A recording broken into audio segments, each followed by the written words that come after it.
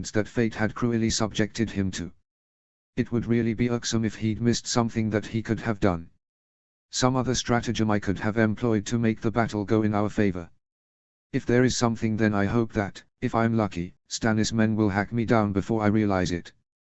Though, with my luck, it will come to me just as some aspiring young soldier sees me as an easy yet high-value target. I'll probably get hoisted on a spear point just as the thought come to me. My last vision being the ground, my entrails, and my own stupidity. These dark thoughts filled his mind. As Pod finished buckling his greaves, Tyrion pondered whether all men about to face a battle thought as such. This would be his first taste of combat. True, he had fought briefly in a skirmish in the hills of the Vale of Arryn, but that had just been a mad scramble for survival. Such frantic actions would not serve him here. He would have to command the city forces. This had also given him pause. He had been put in command of his barbarians when there had been an expectation that they would battle the northern forces near the Green Fork, but that had not materialized into an actual battle. Sadly, this was a fight for the survival of a pivotal faction of House Lannister. It would need a principal member of that house to be in command of the city defenses. After a long time thinking about it, Tyrion had to conclude that it would have to be him. Not for want of me trying to think of someone else to do the job. Gods know Joffrey isn't capable of it. The argument over whether Joffrey should be at the front had been a long one, diverting Tyrion's efforts from more practical arrangements.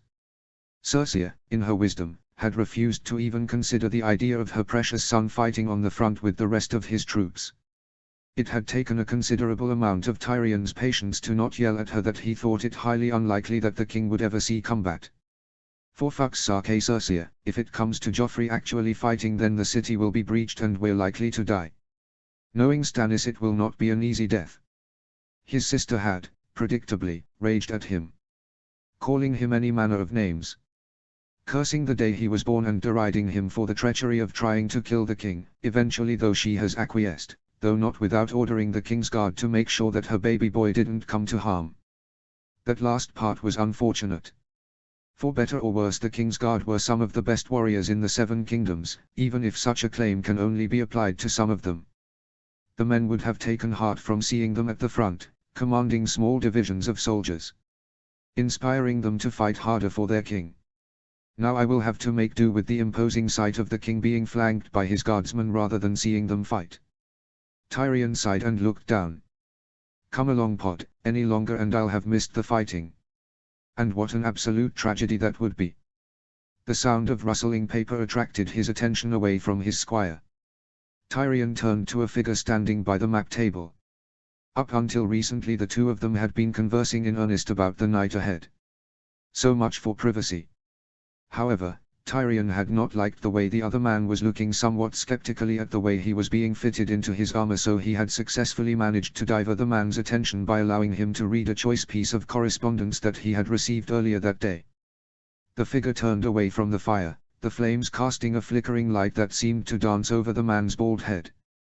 Slowly, ever so slowly, as if buying time to collect his thoughts, he rolled up the letter. So, your father is unable to send aid at this time? Tyrion harumphed. That's a very polite way to put it. He tried to twist slightly to face the eunuch. One clasp holding his breastplate together sprang open. For a blessed moment he was free of the accursed armor, but then Podrick jumped into action, grabbing the breastplate and trying to prise it back into its previous position. Out of the corner of his eye Tyrion could observe Varys smiling thinly at him.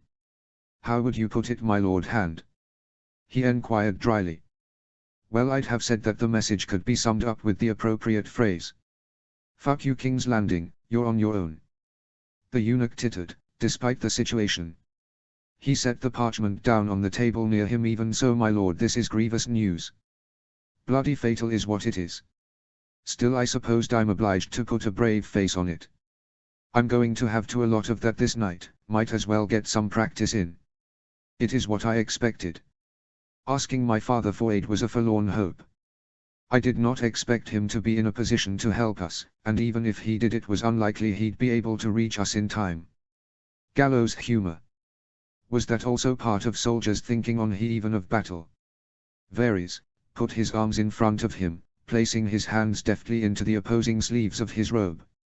I'm never sure if that's a gesture of supplication or one simply for defense. I suppose it makes no difference either way. The Master of Whisperers had a look of shocked surprise on his face. So all your protestations to the small council that everything is in hand were nothing but a lie. Please, as if you believed my little act for a moment. Tyrion smiled brightly at the other man. Not at all, my lord. Just wanted to invite my father to the party, the more the merrier. He finally managed to shuffle round to face his companion. Besides, my father must be awfully bored at Harrenhal with nothing to do. Varys grimaced. We may differ there, my lord. I can well imagine that losing a war can be incredibly time-consuming. Tyrion felt Pod cease in his efforts to secure his armor. Obviously the shock of what the Master of Whisperers had just said had dumbfounded the poor boy. Just as he finished refastening the breastplate. I'll never get into this thing. Pod. Tyrion said, gently but firmly. This armor is not going to sort itself. The lad shook himself out of his stupor and began to set about his task. Once he was satisfied that Pod was attending to his duties, Tyrion turned his attention back to Varys. House Lannister is not losing this war. It was a lie, but he'd be damned if he's allow such brazen thoughts to be said out loud. The official line was that House Lannister was just recovering from a setback before taking the field once again. Of course my dear father would have me say that we're close to victory, but even I, accomplished liar that I am, would struggle to sell that little falsehood. The eunuch allowed his head to bow. Forgive me, my lord Hand, I do not have much experience of these matters, but it seems to be that your father is hopelessly outnumbered in the Riverlands, especially with Lord Tarly on the move. Well, that was certainly true. And our own position, Varys continued, does not seem to be much better. Stannis Baratheon is heading towards us on two fronts, intent on taking this city from your family's hands. Tyrion had had enough. Of Varys, of his father, of Cersei and Joffrey, of the whole bloody business. He snapped irritably, yes, yes. I am aware of this. It's all doom and gloom. As if ordained by the gods to save him from himself, Podrick stepped back from his work. Done, my lord. He said in a muted whisper, a hint of pride creeping into his voice. He didn't have the heart to tell the boy that any competent squire could achieve the feat of getting their master battle ready in half the time. Still, it was his first time, and I wouldn't have been able to do it myself. Thank you, Pod. Tyrion stepped off the chair he's been standing on to allow Pod to do his work. He regarded his reflection in a full-length mirror. Well, for me that's a double-length mirror, I suppose. The armorer had done a fine job. He looked resplendent in the new armor. Not as good as Joffrey will look in his, but still I will look a sight. By the gods, I'll practically shine on the battlefield. Stannis can't say I made it hard to find me. Varys had stayed where he was. Is there nothing more that can be done? Tyrion smiled grimly to himself. He asks that now, with Stannis' army barely a league away, his fleet already in the Blackwater. Wondering if there's time to jump ship, my lord. Varys regarded him, his face without expression. You told me just a few minutes ago that King's Landing was a ship. Its captain. That you would go down with the ship if it came to that. I intend to do likewise. For a moment Tyrion was lost for words at this frank admission. It might be the first honest thing he's ever said to me, or at least the first thing that I believe. Tyrion turned to his young squire. Pod, go and fetch Bronn, have him meet us in the throne room. Podrick nodded, mumbled a quick yes, my lord, and walked, practically ran, to the door. He waited until Pod had left the room before looking back at Varys. I won't lie to you, my lord, the odds are against us here. Varys arched an eyebrow in mock surprise. That, at least, had occurred to me. Of course it has, my lord, you have a brain. Even so, Tyrion ventured, all is not lost yet. The Master of Whisperers looked at him curiously. You have a plan, my lord? It was not a question. Of course I have a plan.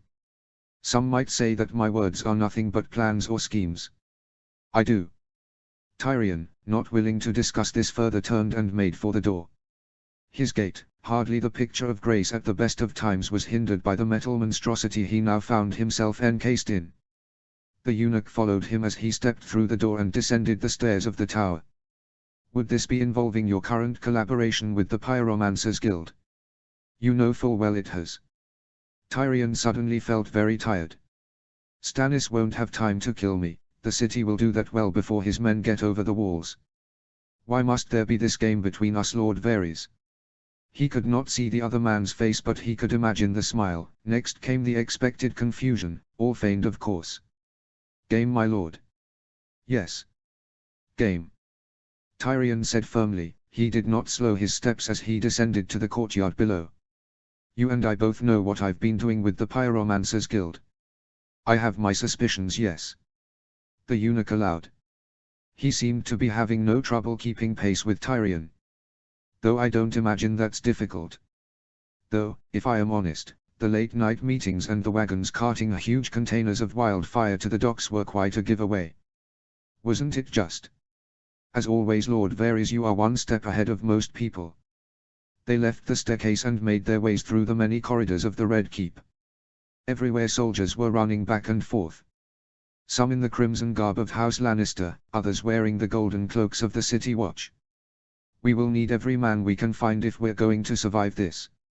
Imagine. Lord Varys continued, fast becoming Tyrion's vocal shadow. That the Queen Regent was quite distressed that you were co-opting her plans regarding the wildfire. Tyrion did not break stride. She was incandescent, as well you know. The eunuch let forth a small chuckle. Indeed, I understand that relations between the two of you have deteriorated somewhat of late.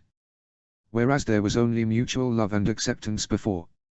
He sighed, but again did not break step as they rounded a corner and headed for the throne room. Quite so. There, Tyrion reflected, was an understatement if ever there was one. Joffrey had always been hostile, but, given recent events, he had become almost murderous. Well, more murderous than normal. Tyrion was sure that his nephew would have had him killed were it not for the fact that he needed his uncle to plan the city's defense. Even Joffrey has a sense of self-preservation.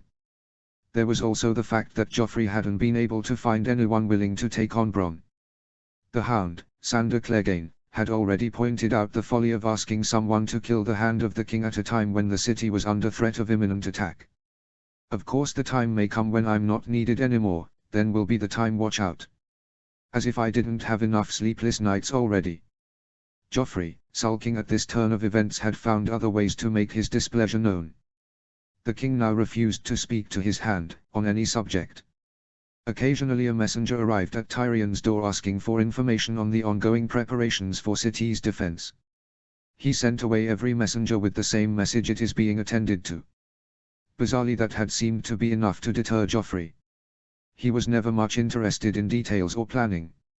I never should have struck Joffrey, it was unwise to lose my temper like I did. Still, the little psychopath had it coming.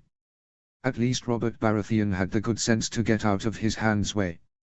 Joffrey and Cersei are nothing but irritants. Cersei herself was quite unlike her son. She did nothing but plan and scheme.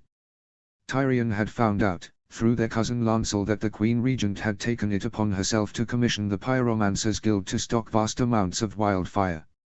It was, Lancel reported, the Queen's plan to defeat Stannis' army by raining wildfire down from the battlements on his ships and troops as they approached the city.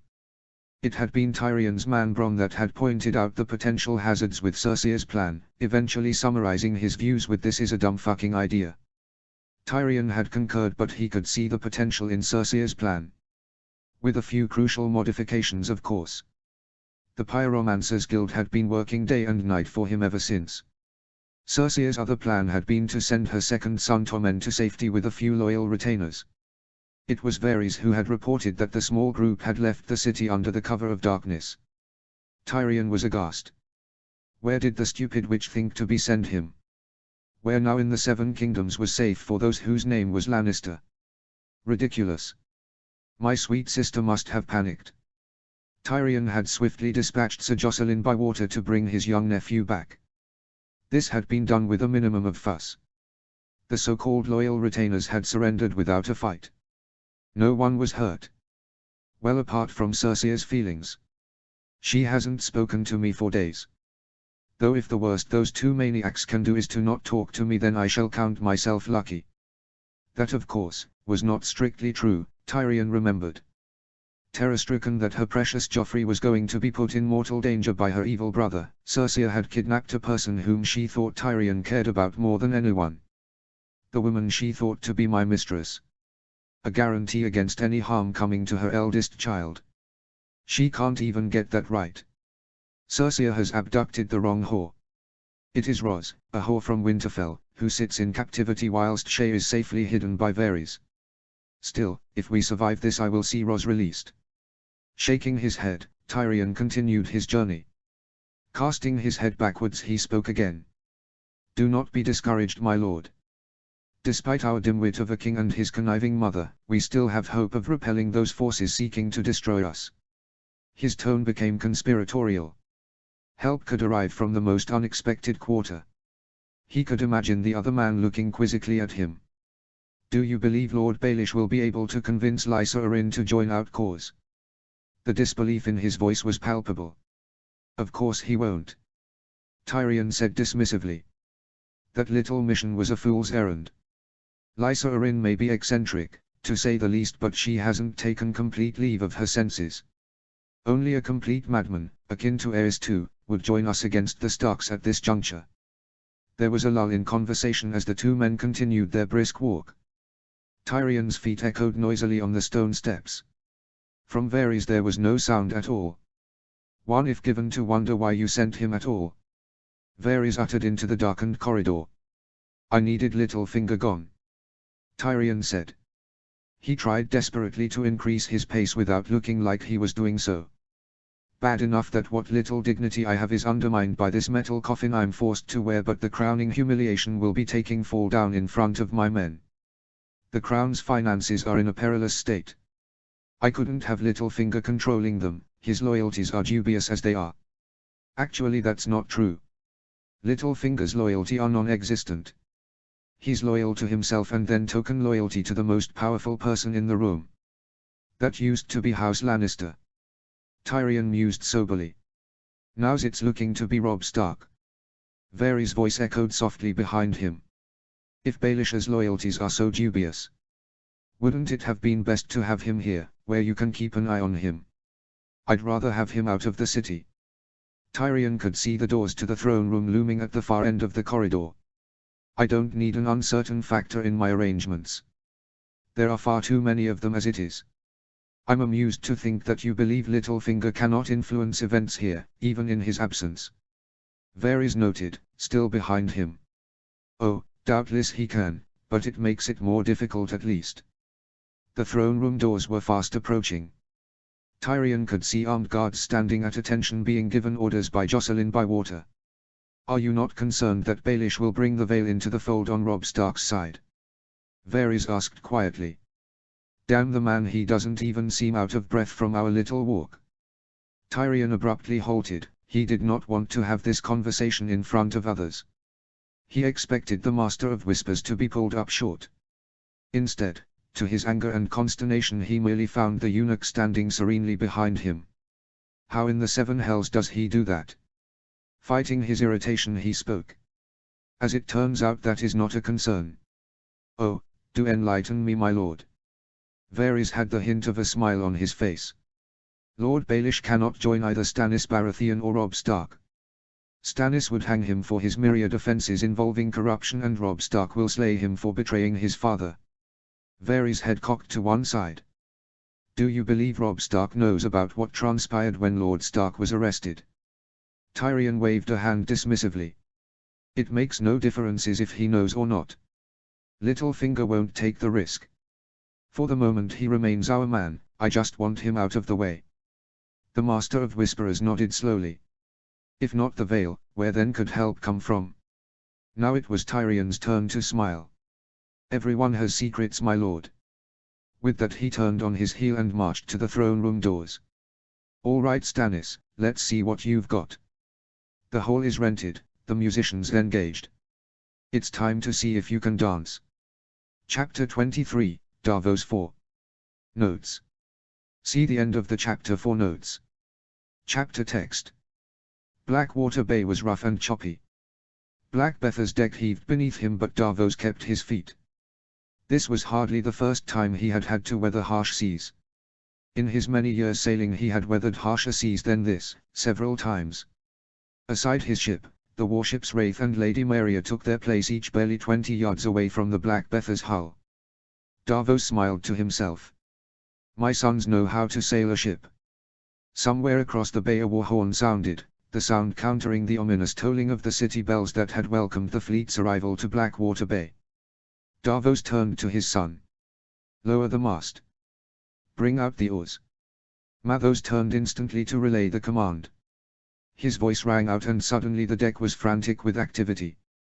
Men ran back and forth pushing and shoving to get through, anxious to complete their assigned task, to carry out the orders of their commander. Speaking of commanders. Davos glanced upriver to see Fury, the flagship of the Armada. The ship that had once been Stannis Baratheon as he had led the attack on Dragonstone 16 years before, but now it sailed under the orders of Sir Imry Florent. Lord High Captain Sir Imry Florent. The gods must have been drunk to place me under the command of a man who couldn't sail his way out of a bathhouse. Davos remembered the time, 3 days past, when he had been summoned to a war council on Fury to find out the battle order of the fleet. Big Betha had been placed on the starboard wing of the fleet. A place of honor. He had been told by his commander with a smile as realistic as a mummer's farce. A place of peril. Sir Davos had thought grimly. He had said as much and got nothing but protestations from his peers and pitying looks from his sons. No doubt they mistook my sour words for one of thwarted ambition or, worse, one of fear. His crew had known the truth. The gruff experienced sailors had shaken their heads with despair and muttered amongst themselves in muted tones. But not one of them objected. I am proud of them for that. Davos allowed himself a small smile. Still, he thought, the smile dying on his face, I shouldn't be here. Damn it, I'm a sailor, not a warrior. Davos had sailed all over the world. Gone wherever the money was. He counted himself one of the best sailors alive, bested only, perhaps, by some of the Ironborn. But to this kind of seafaring he was an absolute novice. I'm used to fleeing danger, not heading towards it. Even so, Davos mused, if I were admiral I would do all this differently. He sighed as he looked over the fleet. For a start I'd have sent our fastest ships upriver to probe the defenses we're likely to encounter. Instead we've smashed headlong up the river to deal what the lords in charge expect to be a quick victory. True, they had numbers to take the city and it didn't seem that the capital would be getting reinforced anytime soon. Worse, time was not on their side. Sir Imry was well aware that King Stannis would have been in position to begin their attack days ago. Even the head start the king had afforded the fleet would have afforded them little advantage given the bad weather they'd encountered as they rounded the coast. He should be more focused on winning this war than snatching all the glory for himself. Oh, what it is to be the younger brother and be hungry for a chance to prove yourself. The city loomed gigantic in front of them.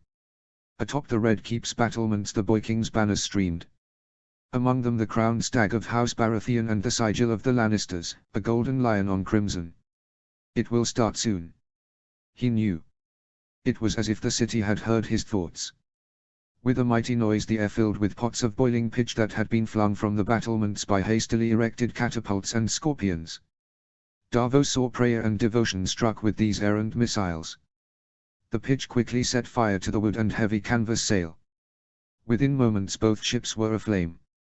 That could be us at any time. Davos thought. Though there seemed something odd about the flame. No doubt a trick of the light. He pushed it from his mind. We still have a way to go to our destination. On the high hill of the city the Red Keep rose above them. He had seen it many times but never before had it seemed so ominous and unassailable.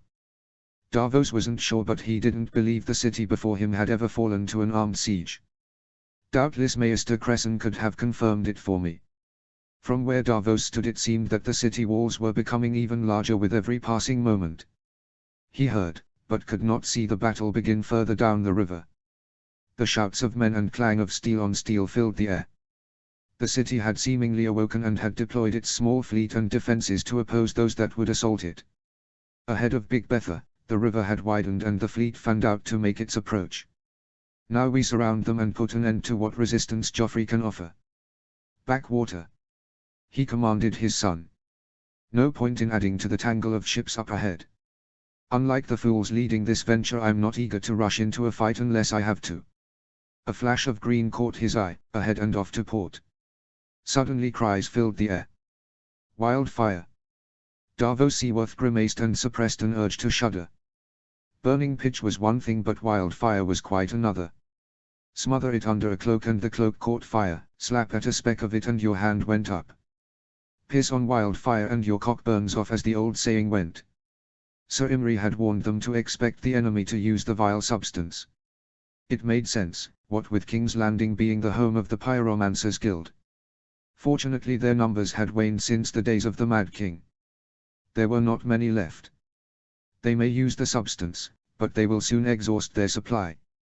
Sir Imry said with that same self-confident grin as he had when he outlaid his plan. Now that they were closer, he saw that the pitch being cast from the city walls had a greenish hue. The ships that had already been struck were also wreathed in green flame. Davos reeled off commands to the crew. Within moments Big Bertha had maneuvered out of range of the catapults and scorpions adorning the battlements of the city. They were safe, at least for now. Or so he thought. Through black smoke and swirling green fire, Davos glimpsed a small flotilla of ships making their way downriver towards the king's fleet. Even though he could barely make the ships out in the gloom, Davos could see that the ships approaching were small, barely more than skiffs or rowboats. They seemed rotten, nothing more than floating husks making their way toward them. Hard to starboard! Davos cried. Though the ships seemed to pose a little threat, he was not about to take any chances. Big Bertha slowly came about. Out of the corner of his eye he saw that the Swordfish was not so lucky. It had been struck by some of the pitch and its mast was burning, impeding its ability to move. He watched as the Swordfish sat helplessly as it impacted one of the small Lannister ships. By the light of Swordfish's burning mast, Davos saw that the smaller ship was leaking green blood. His heart stopped. "Noo." Above the noise and confusion of battle no one heard him but Mathos. The Swordfish impacted the smaller ship. It burst open its hold like an overripe fruit, but no fruit had ever made that shattering wooden scream. From inside her Davos saw green gushing from 1,000 broken jars, poison from the entrails of a dying beast, glistening, shining, spreading across the surface of the river. Back! Davos screamed. Away! Get us out of the bay! Then the world behind him exploded. Notes. Apologies for the delay. Hopefully things will speed up now. D. Chapter 24, Melisandre I. Chapter text. The black water was aflame. The explosion had rocked the ship, the blazing light akin to a sudden and unexpected dawn. It seemed as if night itself fled from the epicenter of the explosion. The ships nearest the Swordfish were obliterated in a torrent of fire. But that had just been the start. The fire, once unleashed, had raced across the water and found the other small Lannister craft as they made their way towards King Stannis' fleet. As the fire hit, each one exploded as the wildfire caches secreted in their own hold ignited. Within but moments the entire flotilla had gone up and a massive fireball was created, each small ship adding its own contribution to an even bigger explosion that consumed everything it touched. The battleships on the periphery of the initial explosion were caught up within seconds and shuddered in the water with the impact of the explosion. The unsuspecting crew were knocked everyone from their feet. Melisandre saw Sir Davos, who had been that much closer to the explosion, be thrown backwards from Big Bertha's prow. The captain was flung from where he stood and landed on the main deck stunned. Other crew members fared no better as they were thrown this way and that. Some falls were cushioned by the ship's rigging, others struck the deck with crushing force. The really unlucky ones were flung overboard, some sinking into the murky depths of the black water without trace. Somehow, Melisandre kept her feet. As the explosion began, her hand had shot out and grasped a wooden balustrade, part of the ship itself. She had used the wood to shield her from the torrent of wind that rushed past Big Bertha. She remained safe whilst the ship was buffeted. For a terrible moment she thought the ship might capsize. Big Bertha bucked with the waves, coming perilously close to being lifted out of the water, but then it dipped and steadied. Melisandre allowed herself to breathe out in relief. This had all taken but moments. However, she quickly realized that her relief had been premature. The worst was yet to come. The wind had picked up the flames and an explosive cloud of fire and death was racing their way. A massive wall of fire that consumed all in its path. There was no way round it, no avoiding it, there was nothing to wait for the moment of death, an agonizing death at that. As luck would have it, Big Bertha was now positioned directly towards the very thing that would cause its destruction. Big Bertha's crew and the crew of neighboring ships saw the inferno approaching.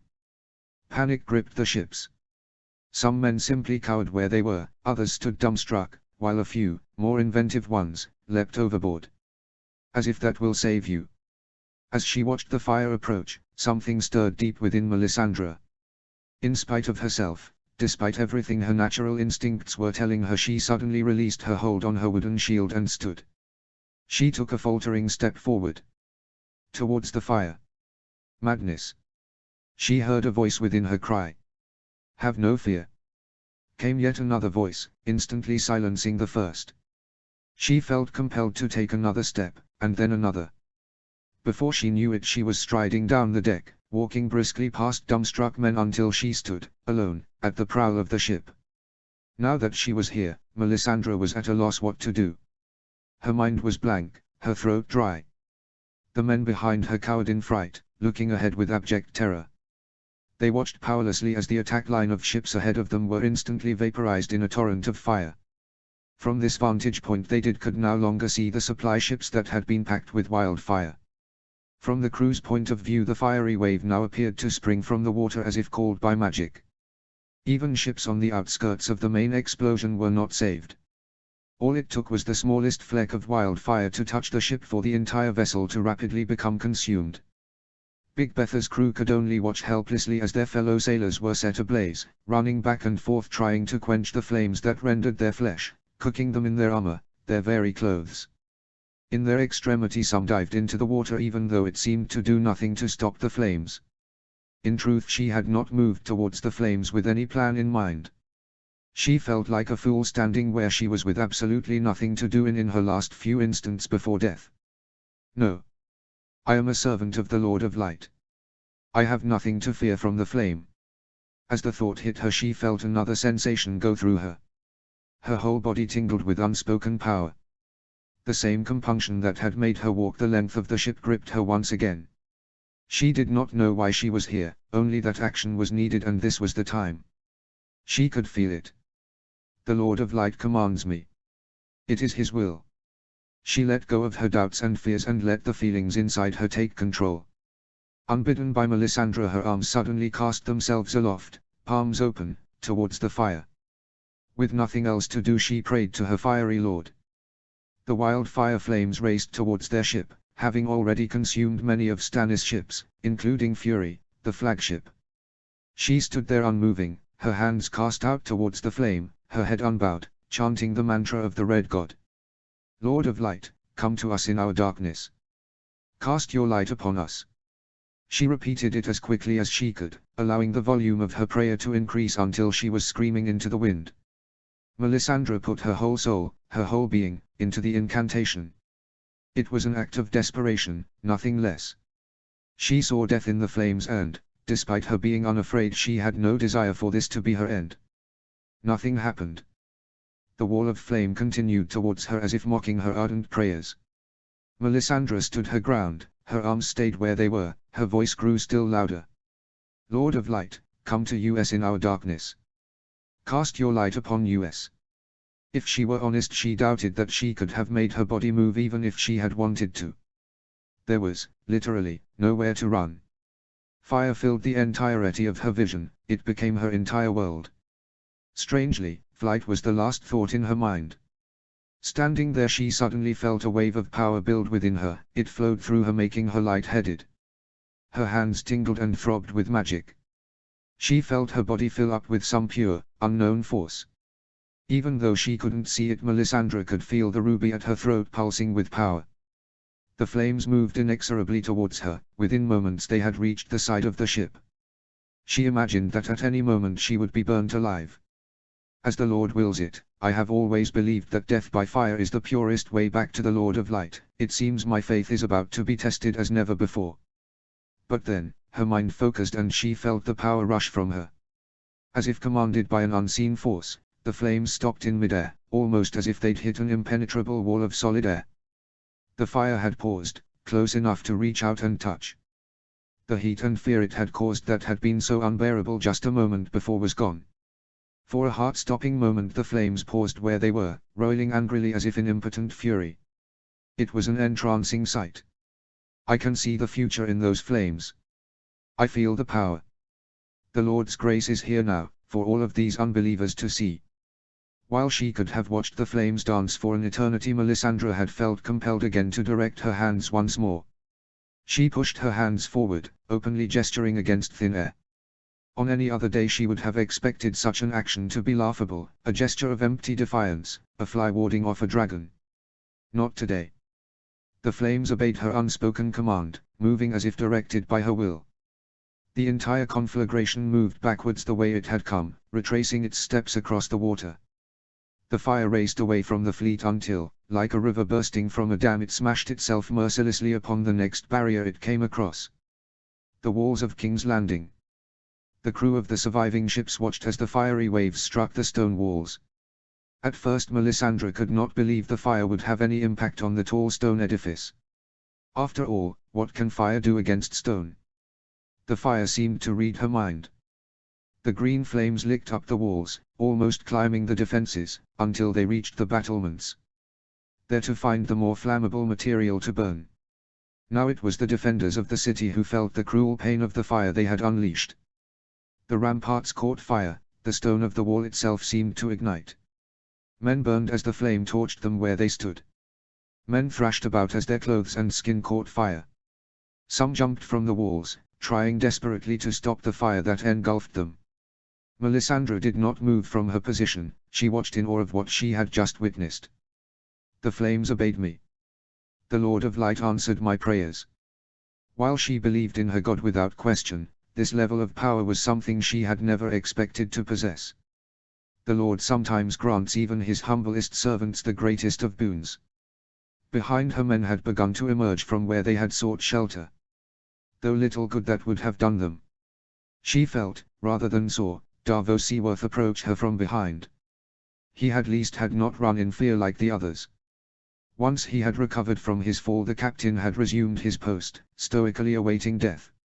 She could imagine the look of horror in his eyes, but she could not look away from the sight before her.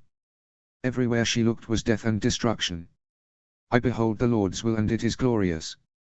Gods be good. The captain's utterance was said with honesty. Clearly the man had forgotten where he was, or rather whose presence he was in. This convinced the Red Woman to turn and look at the man beside her. Sir Davos was bedraggled from his fall. His hair was disheveled, his face red, almost burnt. I think, Onion Knight, that your seven have no place here tonight.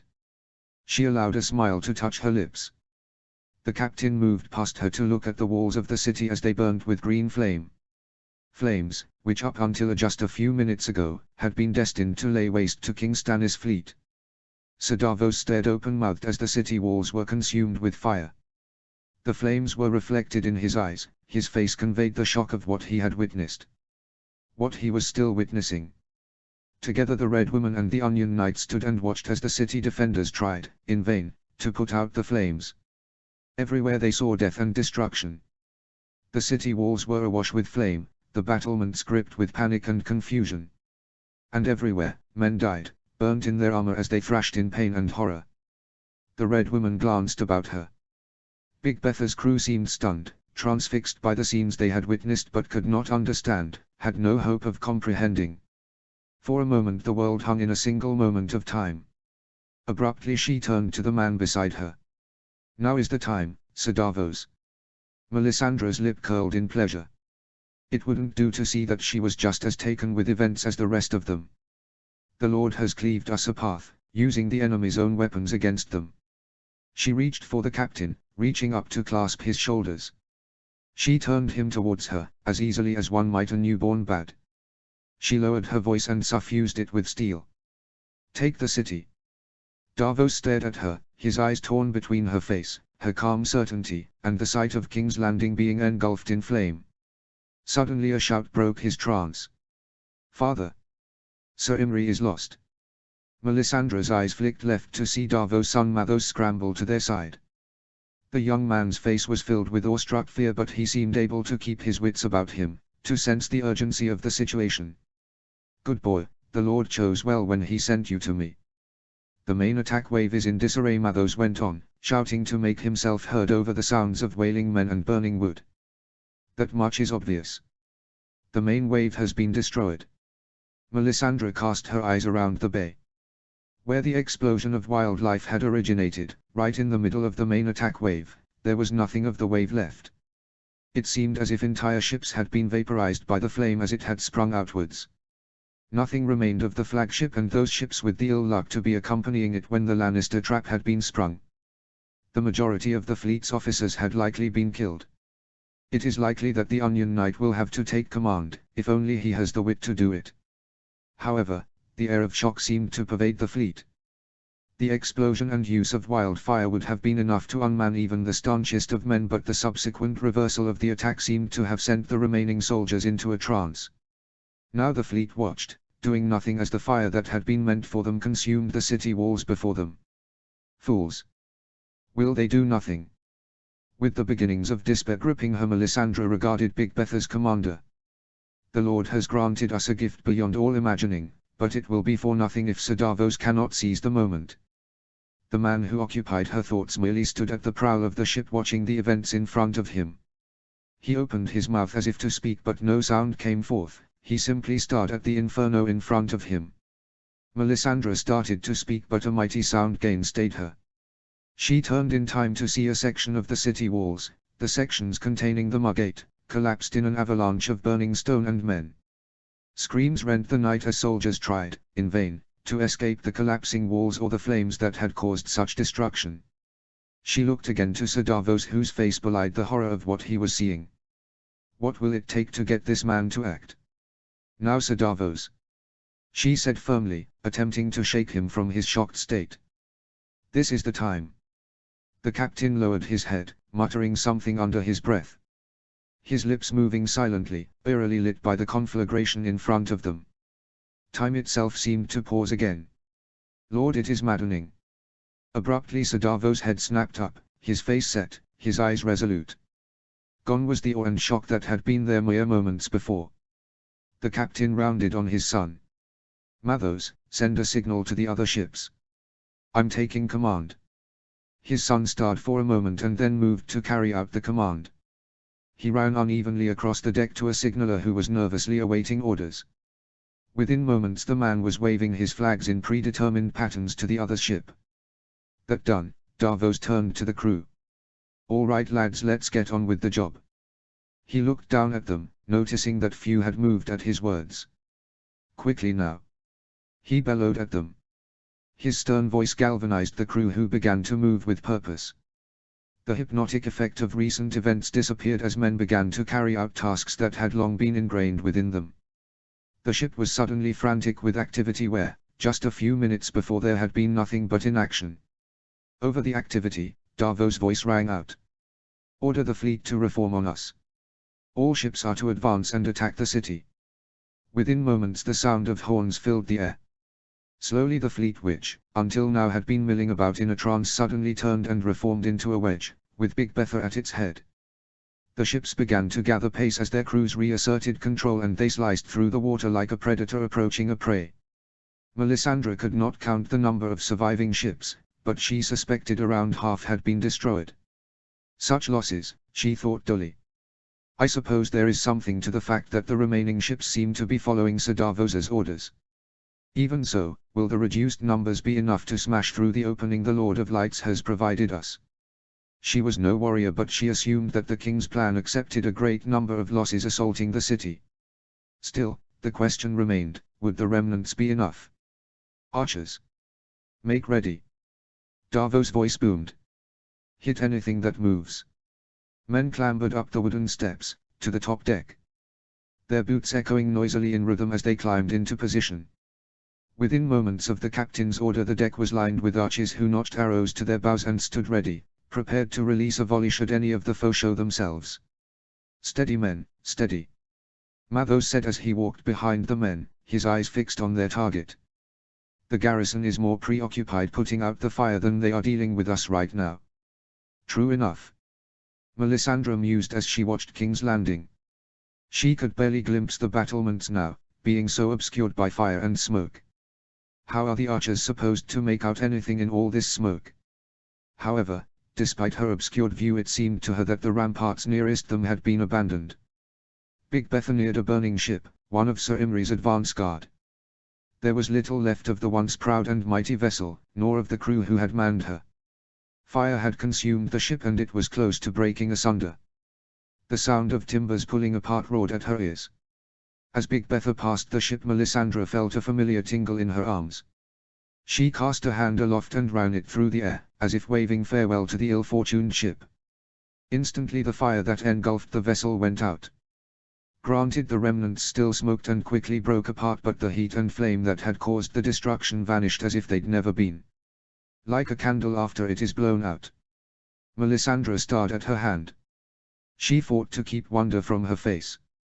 It wouldn't do to show her shock to the crew, most of whom she knew must have been staring at her in awe. Slowly she lowered her hand, her face resuming a mask of indifference to events around her. She turned to resume her observation of the city.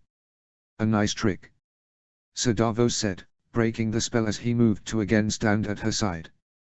He looked cautiously at the wreck and then to her. His head titled to one side.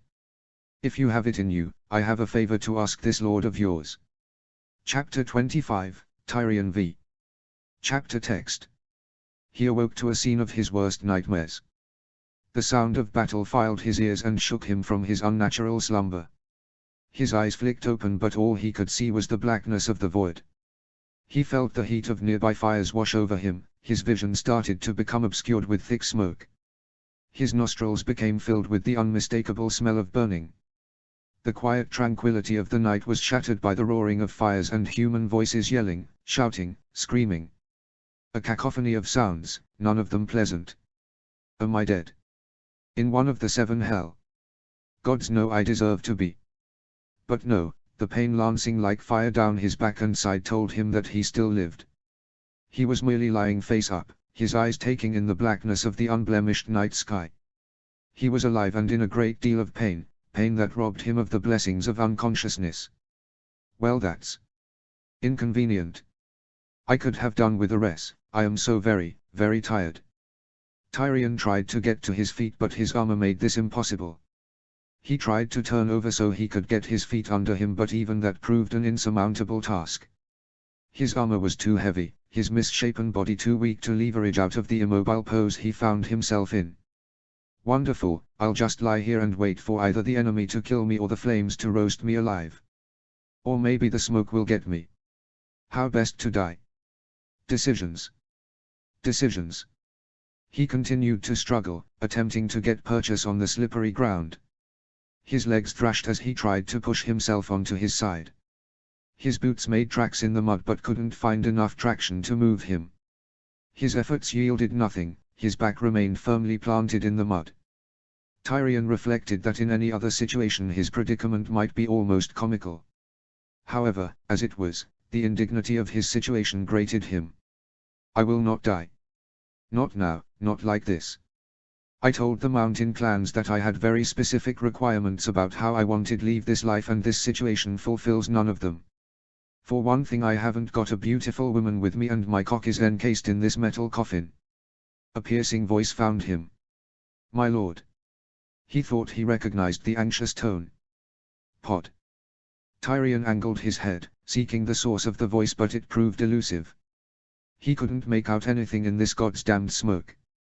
His savior came barreling out of the smoke, pushing men aside in a frantic search for his master. Pod reached Tyrion's side, he quickly knelt and began to look over his lord's body, seeking injuries. My lord. The young boy's voice was gripped with deadly seriousness. Are you hurt? Are you all right? Tyrion almost shouted at the boy for his stupidity. Instead he gathered himself, calmly saying, Oh, I'm fine, Pod, how terribly sweet of you to enquire. He paused, then he looked closely at his servant, as if seeing him for the first time. How are you? He asked, almost as an afterthought. Pod was a frightful sight. His face was burnt, his armor dented. The fires had singed his hair and eyebrows and he was bleeding from his nose and ears. One eye seemed swollen shut and the other was streaming uncontrollably. I'm all right, my lord. I was just worried for you. He's a good lad. 7 Help him. All right Pod, all right. First things first. Help me up. Pod made as if to move and then stopped, his hands poised in midair as he made to help the other man up. My lord, he said cautiously. Perhaps, you shouldn't move. You might have injured yourself in the fall and not realized it. Tyrion grimaced, more to himself than to his squire. I may well have done, in fact my back feels like it's been whipped raw and my head hasn't hurt this much since I had a night in a tavern with Bronn. But I can't lie here, get me up lad. Pod shook his head but leaned over and draped Tyrion's arm around his neck. With a heave he pulled Tyrion into a seated position. Pain flared through the imp's back, causing him to become light-headed. Tyrion sat there for a moment fighting the pain.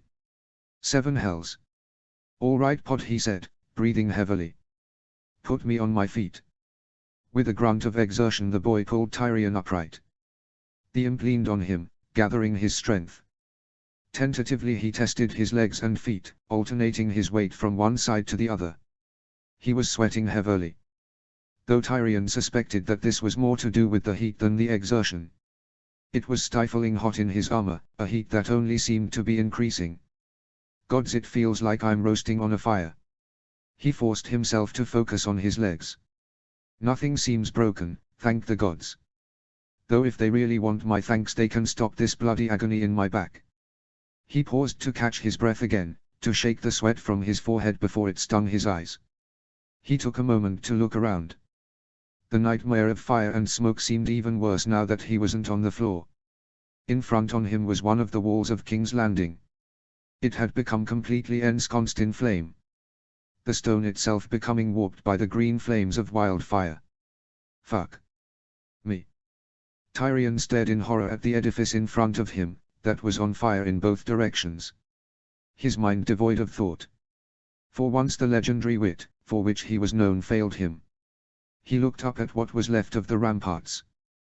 With a dawning horror he realized that he was looking at what was left of the mud gate. I was up there just a minute ago. Who set the bloody wall on fire? And, how the fuck did I end up down here? Then, in a flash, it all came back to him. He stood on the rampart, as still as one of the stone gargoyles adorning the walls. He leaned on the stone sculpture for support as he looked over the bay and pondered the situation he found himself in. And, some would say that, of the two of us, my friend is the pretty one. Hard to argue with them, I suppose. Tyrion's face was lit by the fires in front of him. He had expected the brightness and the heat, but where did I go wrong? The plan had started well, indeed the whole scheme had played out exactly as he envisaged it. He couldn't have asked for me. Stannis' fleet had come blundering up the Blackwater like a bull in season. There had been no scouts or flank guards. They knew that we couldn't mount an effective defense against them. In that they were right, we could never have matched them ship for ship.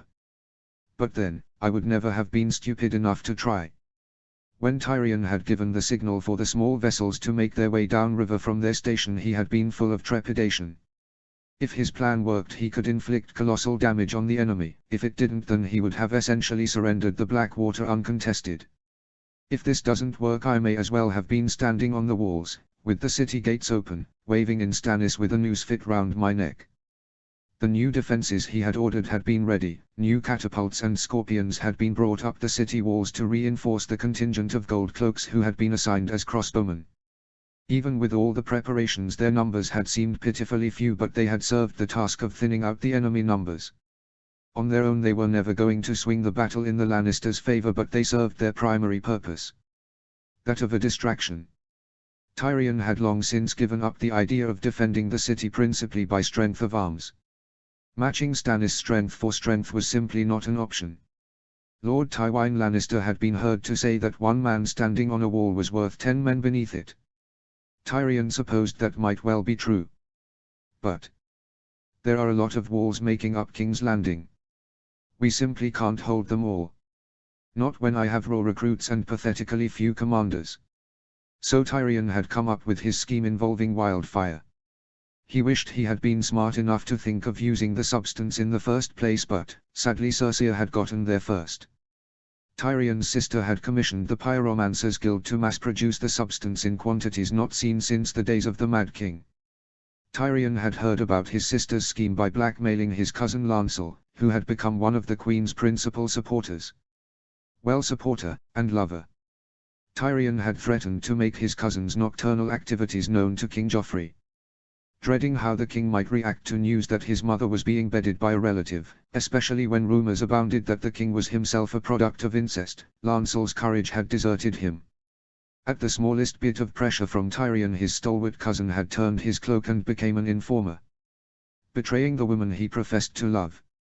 It hadn't taken long for Lancel to reveal the plot Cersei had conceived to protect her precious son from the wrath of his enemies. When he had heard the plan, Tyrion had grudgingly admitted it was a stroke of genius.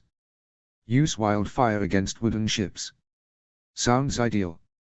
The only aspect of the plan that had given Tyrion pause had been that Cersei's plan involved loading the wildfire onto catapults and throwing it from the city walls. Given the instability of the substance and the rawness of the men Tyrion had to work with, he had believed that this was a plan fraught with peril. "This is a fucking bad idea," Bronn had said, neatly summing up Tyrion's own thoughts on his sister's intentions. Wildfire was, without doubt, one of the most deadly substances known to man. However, it posed just as much risk to the person who used it as it did the intended target. All it would take is one pot of wildfire to be set alight inside the city and the whole capital could be burnt to a cinder. Still, the plan itself had merit, though it needed altering to be useful to the defenders. Co-opting the Pyromancers Guild into his service, Tyrion had taken Cersei's idea and modified it according to his own designs. On the hand's orders, a fleet of derelict ships were carefully packed with pots of wildfire and sent out into the bay, upriver of the city.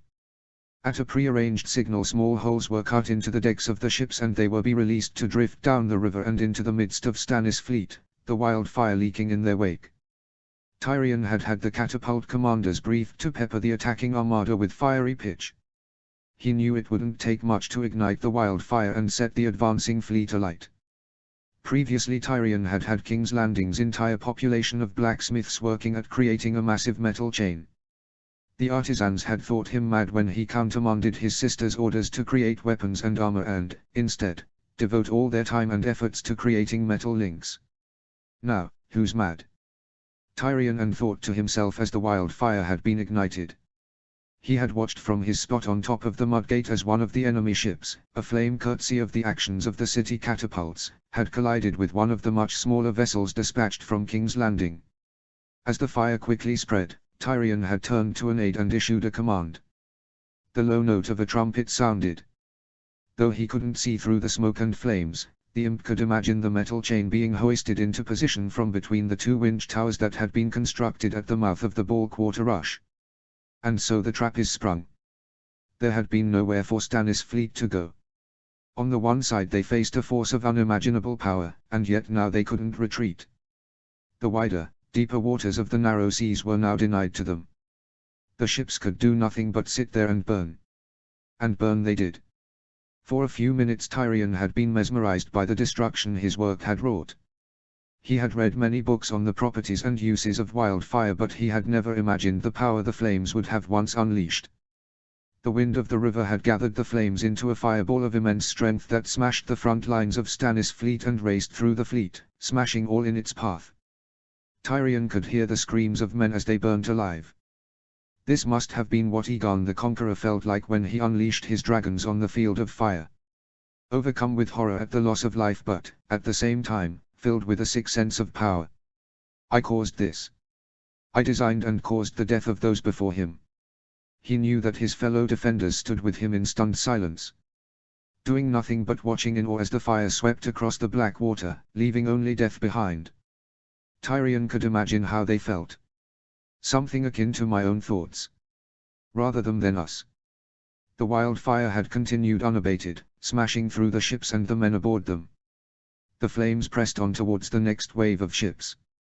The defenders along the long walls of King's Landing watched in expectation as the wall of flame gathered speed and approaching the next lines of ships. ready to engulf the ships as they had done a few moments prior. Only this time, something had gone terribly wrong. As Tyrion and his companions watched, the fire had approached the nearest ship. The flames reached the side of the ship, but then, unaccountably, they stopped. He assumed it was a trick of the light, some problem with force perspective that seemed to trick his eyes into thinking the flame had stopped just short of engulfing the fleet. He shook his head, knuckled his eyes, fully anticipating events to take their expected course. For the fire to rip the ship asunder and carry on towards the next. Instead he was disappointed. For what seemed like an eternity the fire seemed suspended in midair, as if it had met some impassable, and yet intangible, barrier. Then, as if commanded by some unseen force, the fire suddenly turned away from the ships and raced towards the city. Tyrion of House Lannister, the Hand of the King, watched in growing horror as the flames seemingly flew towards him. His mind could not process what it was seeing. He had no frame of reference, no thought of how such a thing could happen. How is this possible? The sudden events shocked him immobile. He had stood there like a fool, dumbstruck as the sailors who his actions had sentenced to death. The wall of green flame hurtled towards the city walls, seeming to once again pick up speed. Tyrion wanted to move, he was certain he did. He commanded his body to leap away, to run from the fiery death that approached. But he couldn't seem to compel his body to move. His body remained where it was as his mind sluggishly tried to command it to save itself. To no avail. All he could do was watch as the flames got closer. The heat of the fire became more intense, and yet he could do nothing but watch helplessly. The fire hit the wall in a shower of sparks and heat. In some darker reaches of his heart Tyrion harbored the small hope that that would be the end of it. That, starved of fuel, the flames would gutter and die out on the stone walls. Yet some small part of his mind knew better. Within moments the fire was reaching up the walls and onto the battlements, where the defenders stood, undefended. Suddenly powerful arms seized Tyrion from behind. Before he knew it he was being lifted, carried and then pitched over the rear side of the wall. The world spun past him as his hurtled end over end as he fell towards the roof of a building that had, fortuitously been built near the wall of the mud gate. Oof! He struck the tiled surface. Hard. The breath rushed from his body as he rolled over and over. Before he could get his bearings he began to slide down off the angled roof, towards the ground. His arms flailed around him as he tried to grasp something, anything, to prevent his fall. His hand struck out in desperation and curled around a tile, which then abruptly broke in his grasping fingers. His slide continued unopposed until he went over the edge, and with a small scream he fell into the abyss. His last sight was of the street rushing up to meet him.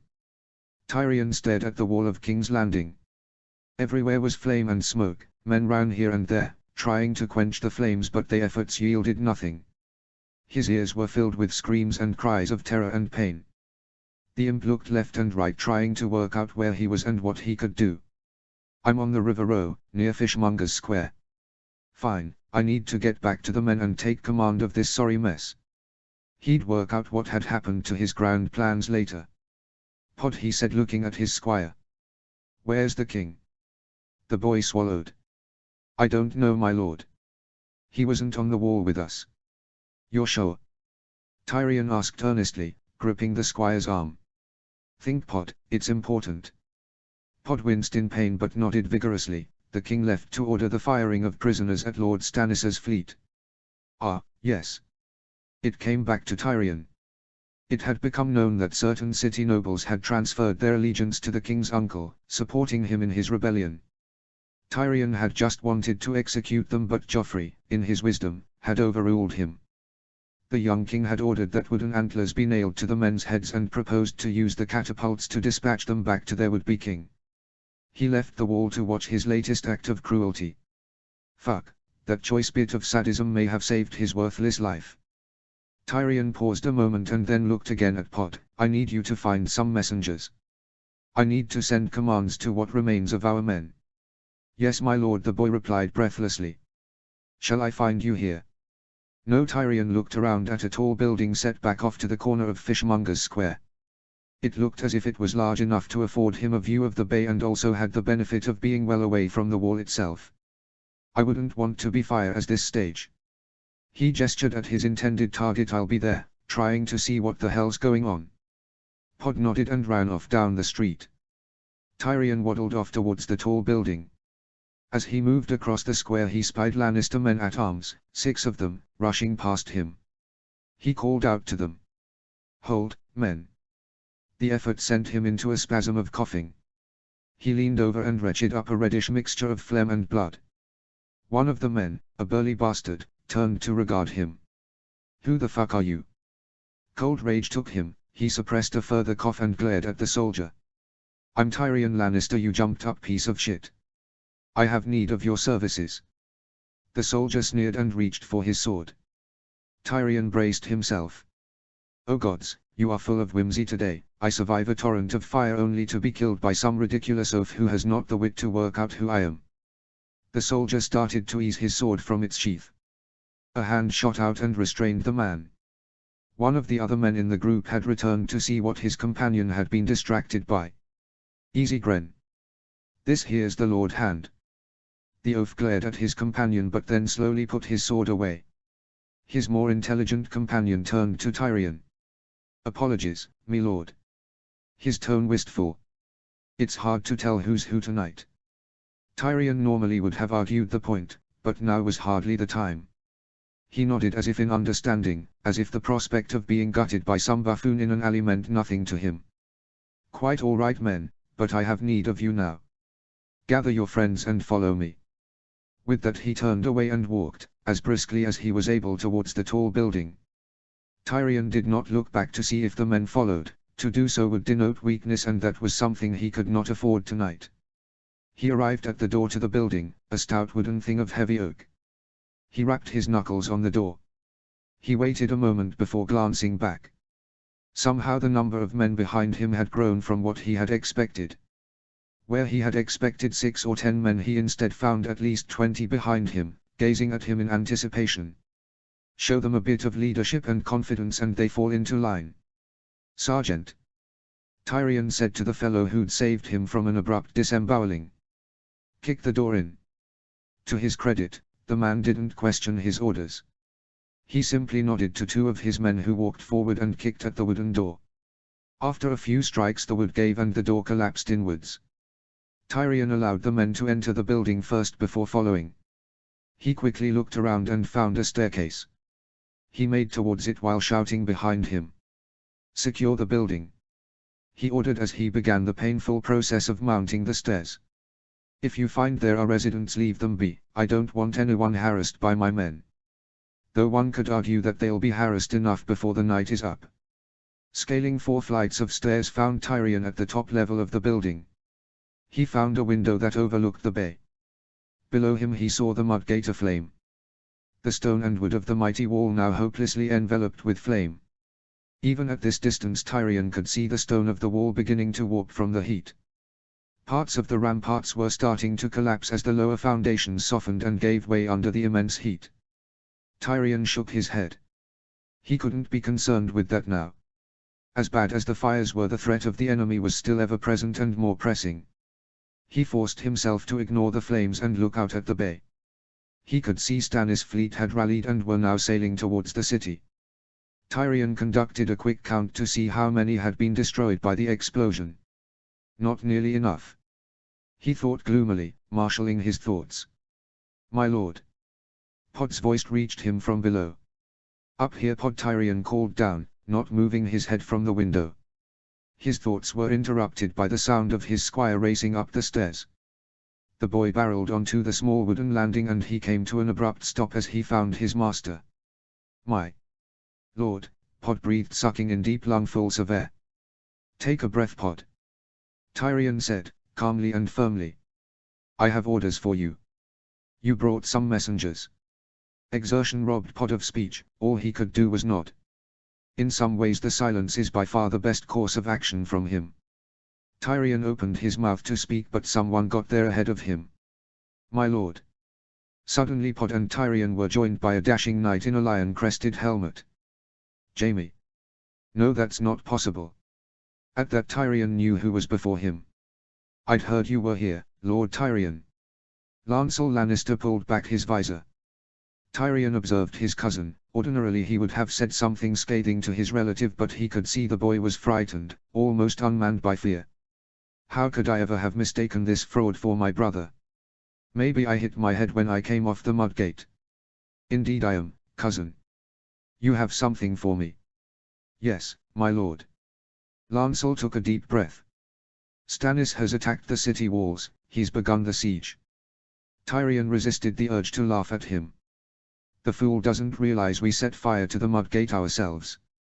Thank you, cousin, I was aware. Lancel looked confusingly at him. No, my lord, not the mud gate. Stannis is attacking the southern gates. Tyrion whirled to look out the window. A pointless endeavor, as he couldn't see the southern parts of the city from this window. Pod, get the messengers. Now. As Pod called down the stairs, Tyrion turned to Lancel. I want our entire strength on the southern wall. We have to keep Stannis back. The sound of boots on wood drowned out Lancel's response as several men appeared from the staircase. Right men, here's what we're going to do.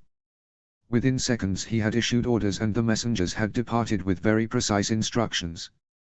Once again there was only Pod and Lancel left with Tyrion. What of us? Lancel asked Tyrion quietly. What indeed?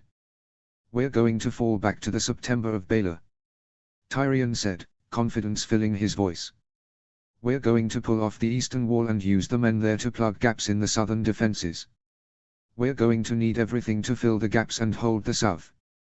Lancel looked like he was about to argue, but Tyrion held up a hand to stop him. Pod, he said in a clipped tone. I need you to find Bronn. You'll know where he'll be. I need the signal sent. I didn't anticipate that we'd need it so soon, and our friends may not be ready, but needs must. The time is now and we need them. Pod nodded in understanding. I'll find him, my lord. Good lad. Tyrion said, smiling slightly. Off you go. Pod turned to make his exit, but Tyrion called after him. Oh, Pod. The boy turned in mid-lunge. Yes, my lord. It may not occur to me later, but I owe you thanks for saving my life. My lord. Tyrion's squire asked quietly. I know it was you that got me off the roof of the mud gate. You showed more brains and courage than anyone else up there. Including me. Pod blushed. It was nothing, my lord. Tyrion tutted slightly. I'll decide if it's nothing. I will find a way to repay you. His squire shook his head furiously. There's no need. The imp glared at him. I say there is. I am in your debt, and Lannisters pay their debts. Pod could only nod. Tyrion waved him away and the boy sprinted down the steps. Lancel could contain himself no longer. What of the mud gate? My lord. Tyrion looked quizzically at him. What about it? Lancel opened his arms expansively. What about it? Frustrated fury gripped his voice. We're surrendering the wall to reinforce the south. What's to stop Stannis' fleet from assaulting the wall? If only he was as clever as he was handsome. Tyrion gestured out the window. The flames act as our shield, cousin. The wall may be lost to us, but it's lost to Stannis' men as well. Let the fleet sit out there unable to attack while we defend the south walls. If we hold Stannis' army there, then we can deal with the ships later. And if we can't hold Stannis in the south, it won't matter anyway. It was time to leave. Tyrion started to walk away from the window and towards the stairs. Lancel wasn't finished. This is madness. We can't surrender the wall. What if something brought his cousin up short? Tyrion turned to look at him, but then realized his young relative had been distracted by something out the window. The young Lannister knight was staring in perplexed horror out at the rush. Tyrion followed his gaze until he saw what had stopped his cousin's diatribe. Then it was Tyrion's turn to stare in horror. Outside, the flames torching the eastern wall of the city began to die down. As the two Lannisters watched, the fires guttered and then died completely. It was as if the very wind had commanded the fire to go out. Other than the smoke, there was no evidence that the flames had ever been present. As they watched, the stone wall of the city, now denied its foundation, began to shake and then collapse under its own weight. With a mighty crash, the structure that had been the mud gate collapsed in on itself. Tyrion had hoped he was done with the knights surprised, but he realized now he was mistaken. Indeed, he could not have been more surprised if a kraken had pulled itself from the ocean's depths and offered to teach him Dothraki. Tyrion could only stare in abject horror. The city had been breached, the way was open, and Stannis' fleet was bearing down hard. Chapter 26, Cersei 4. Chapter text. She stared out at the people before her. Her guests were huddled in small groups talking in muted whispers, the constant murmur interrupted only by occasional sobs. A veritable sea of frightened faces confronted her in desperate need of reassuring words and support. They are nothing more than a pack of frightened hens. How I despise them. The Queen sat on a raised dais at the far end of the room, surveying the rest of the party with a calm smile. She was careful that her body's actions did not reflect the turmoil that threatened to overcome her reason and turn her into another one of the witless rabble. That would never do, though I have more reason to despair than the rest of these fools. Irritably, she reached out her goblet for it to be refilled by a waiting servant. The girl, a young thing, no more than 6 and 10, anxiously stepped away from her place by the wall and approached to pour the rich arbor red. Once her task was completed, the girl bowed and stepped away, resuming her vigil out of the way of her betters. Slowly, Cersei retracted her arm and looked into the dark depths, contemplatively recent events. And the course of her life. My 20 years with Robert were a horrendous waste of time. My whole life amounts to little more than a footnote in someone else's story. Feeling maudlin, she drained the goblet in one swallow. It felt good as it made its way down. She shut her eyes, feeling the heady mixture warm her, washing away her doubts and fears. Nothing though, not even the richest and strongest of liquors, could remove the underlying anger that seemed to be a perpetual part of her being. All my plans have failed. It's all gone wrong. The thought sparked her rage. She gripped the goblet so hard her knuckles whitened. Her lips formed a thin line, her eyes reflected the fury that lay beneath. It is not my fault. She seethed internally. If only the fools had listened. If I was in charge, I could have won this battle. Given a chance, I could have won the whole goddamn war. Cersei had never had much faith in her brother's ability to defend them from attack. Say what you wanted about Stannis Baratheon, and she had said plenty both in the last few weeks, and in the years prior, but he was a warrior. Maybe not in the same league as her former husband, Robert, but an able solider nonetheless. And who did my father send to face him? Not himself, not even his catspaw Uncle Kevan, at least he has seen combat. No, he sent me my stunted, deformed, arrogant brother. Thanks to Father, King's Landing will be our tomb. She glared angrily about her, taking in the decorations of the hall. Her house sigil, that of the Golden Lion, was displayed proudly. Cersei smiled as she glanced out a window and observed a large Lannister banner attached to one of the lower towers. It fluttered in the breeze, calmly stating its lordship of the capital. The image always gave her a happy glow. However, the sight before her changed. Changed enough to make Cersei's stomach turn. With a flutter the flag rotated and Cersei realized it was one of her son's personal standards. It was a mixture of the sigils of houses Lannister and Baratheon.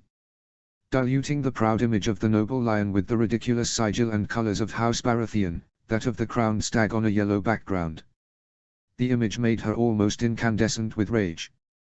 No matter how much she urged him, Joffrey refused to give up his erstwhile father's house, even though it was now long forgotten, at least by the Queen, that her son was officially Robert's son and heir, and ostensibly was the head of House Baratheon, the ruling house of the Seven Kingdoms.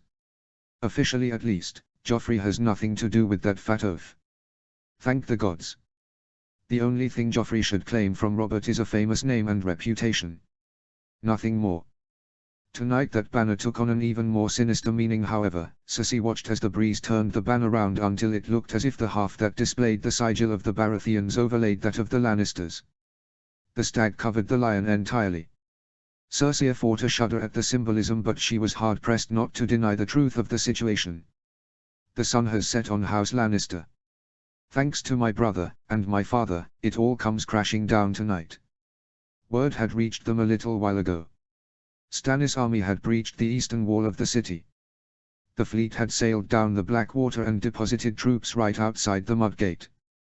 Though the messages were unclear as to how this calamity had occurred, Cersei was sure who was to blame. Her brother had made a colossal blunder, which she could have predicated if only someone had listened to her. Tyrion had diverted troops and resources to the south of the city to counter Stannis Baratheon's direct attack on the city's 3 gates. No doubt her moronic brother had seen this for wisdom, but, in reality, it had been nothing but folly. The attack was but a feint, designed to pull the troops of the eastern wall and leave that side of the city undefended. Worse, the little fool even seems to have set fire to part of the city wall. Our defenses have been destroyed and the troops in disarray. A Lannister messenger had said that part of Stannis' army was pouring through what was left of the Mudgate, crushing all in their path. The fleet had then returned to the Blackwater and were ferrying additional soldiers from the river bank opposite. But that was not all. Reports had filtered through that the men facing the city garrison were not human. Reports were that the attackers were something akin to demons. Odd tales were coming through from the fight that some of Stannis' men sported hideous deformities and scars. Grown men were looking upon these creatures and throwing down their weapons in fear. Men. Show me any mistake in history and I'll show you the man responsible. Oh, they prance about claiming to be vaunted warriors and tacticians. They don their armor, preening themselves like peacocks, but, when it's time to actually demonstrate their prowess, they are as useless as a blunted dagger. Cersei stood abruptly, the room went abruptly quiet, everyone turning to look at her. As queen she was not afforded the luxury of pacing. As the host of this gathering she couldn't demonstrate any fear or uncertainty in front of her guests. Guests? Ha! The japes come thicker and faster.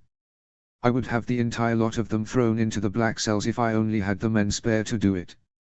The queen had fought the notion that she should invite the noble ladies and daughters of the city into the Red Keep and host a gathering whilst the men fought the battle. Tyrion had suggested that doing so would reassure the men that their women were protected and safe from the main thrust of the fighting. To do otherwise would distract them, and that could hand victory to the enemy. Her brother had argued. Not that Tyrion seems to have needed any help handing victory to the enemy. Oh no, he seems to have had no need of assistance on that score. Besides, her brother had added, it is the right thing to do. Women and children have no place in war. Ha! What would he know? As if these frightened hens would be spared if the city falls. No, they'll be lambs to the slaughter just like the rest of us. She had only agreed to her brother's suggestion after much deliberation. She had no desire to play hostess to these people, right thing or not. Indeed, she was disgusted by the whole pack of them and would gladly have left them to whatever fate the gods had in mind for them. What had finally convinced her was Pycelle's idea that the guests could be used as hostages to ensure that none of Joffrey's men turned traitor. That old man does occasionally have good ideas, not many but enough to spare him from the cells. Cersei had taken refuge in Maegor's Holdfast, the most secure part of the Red Keep. Built at the behest of King Maegor, known as Maegor the Cruel by the people he ruled, it was designed as a bastion, a last place of refuge should the rest of King's Landing fall. And knowing Maegor that was more likely than not a stroke of wisdom, the old king was despised by all by the time he fell. The Holdfast's walls were strong, its defenses impressive.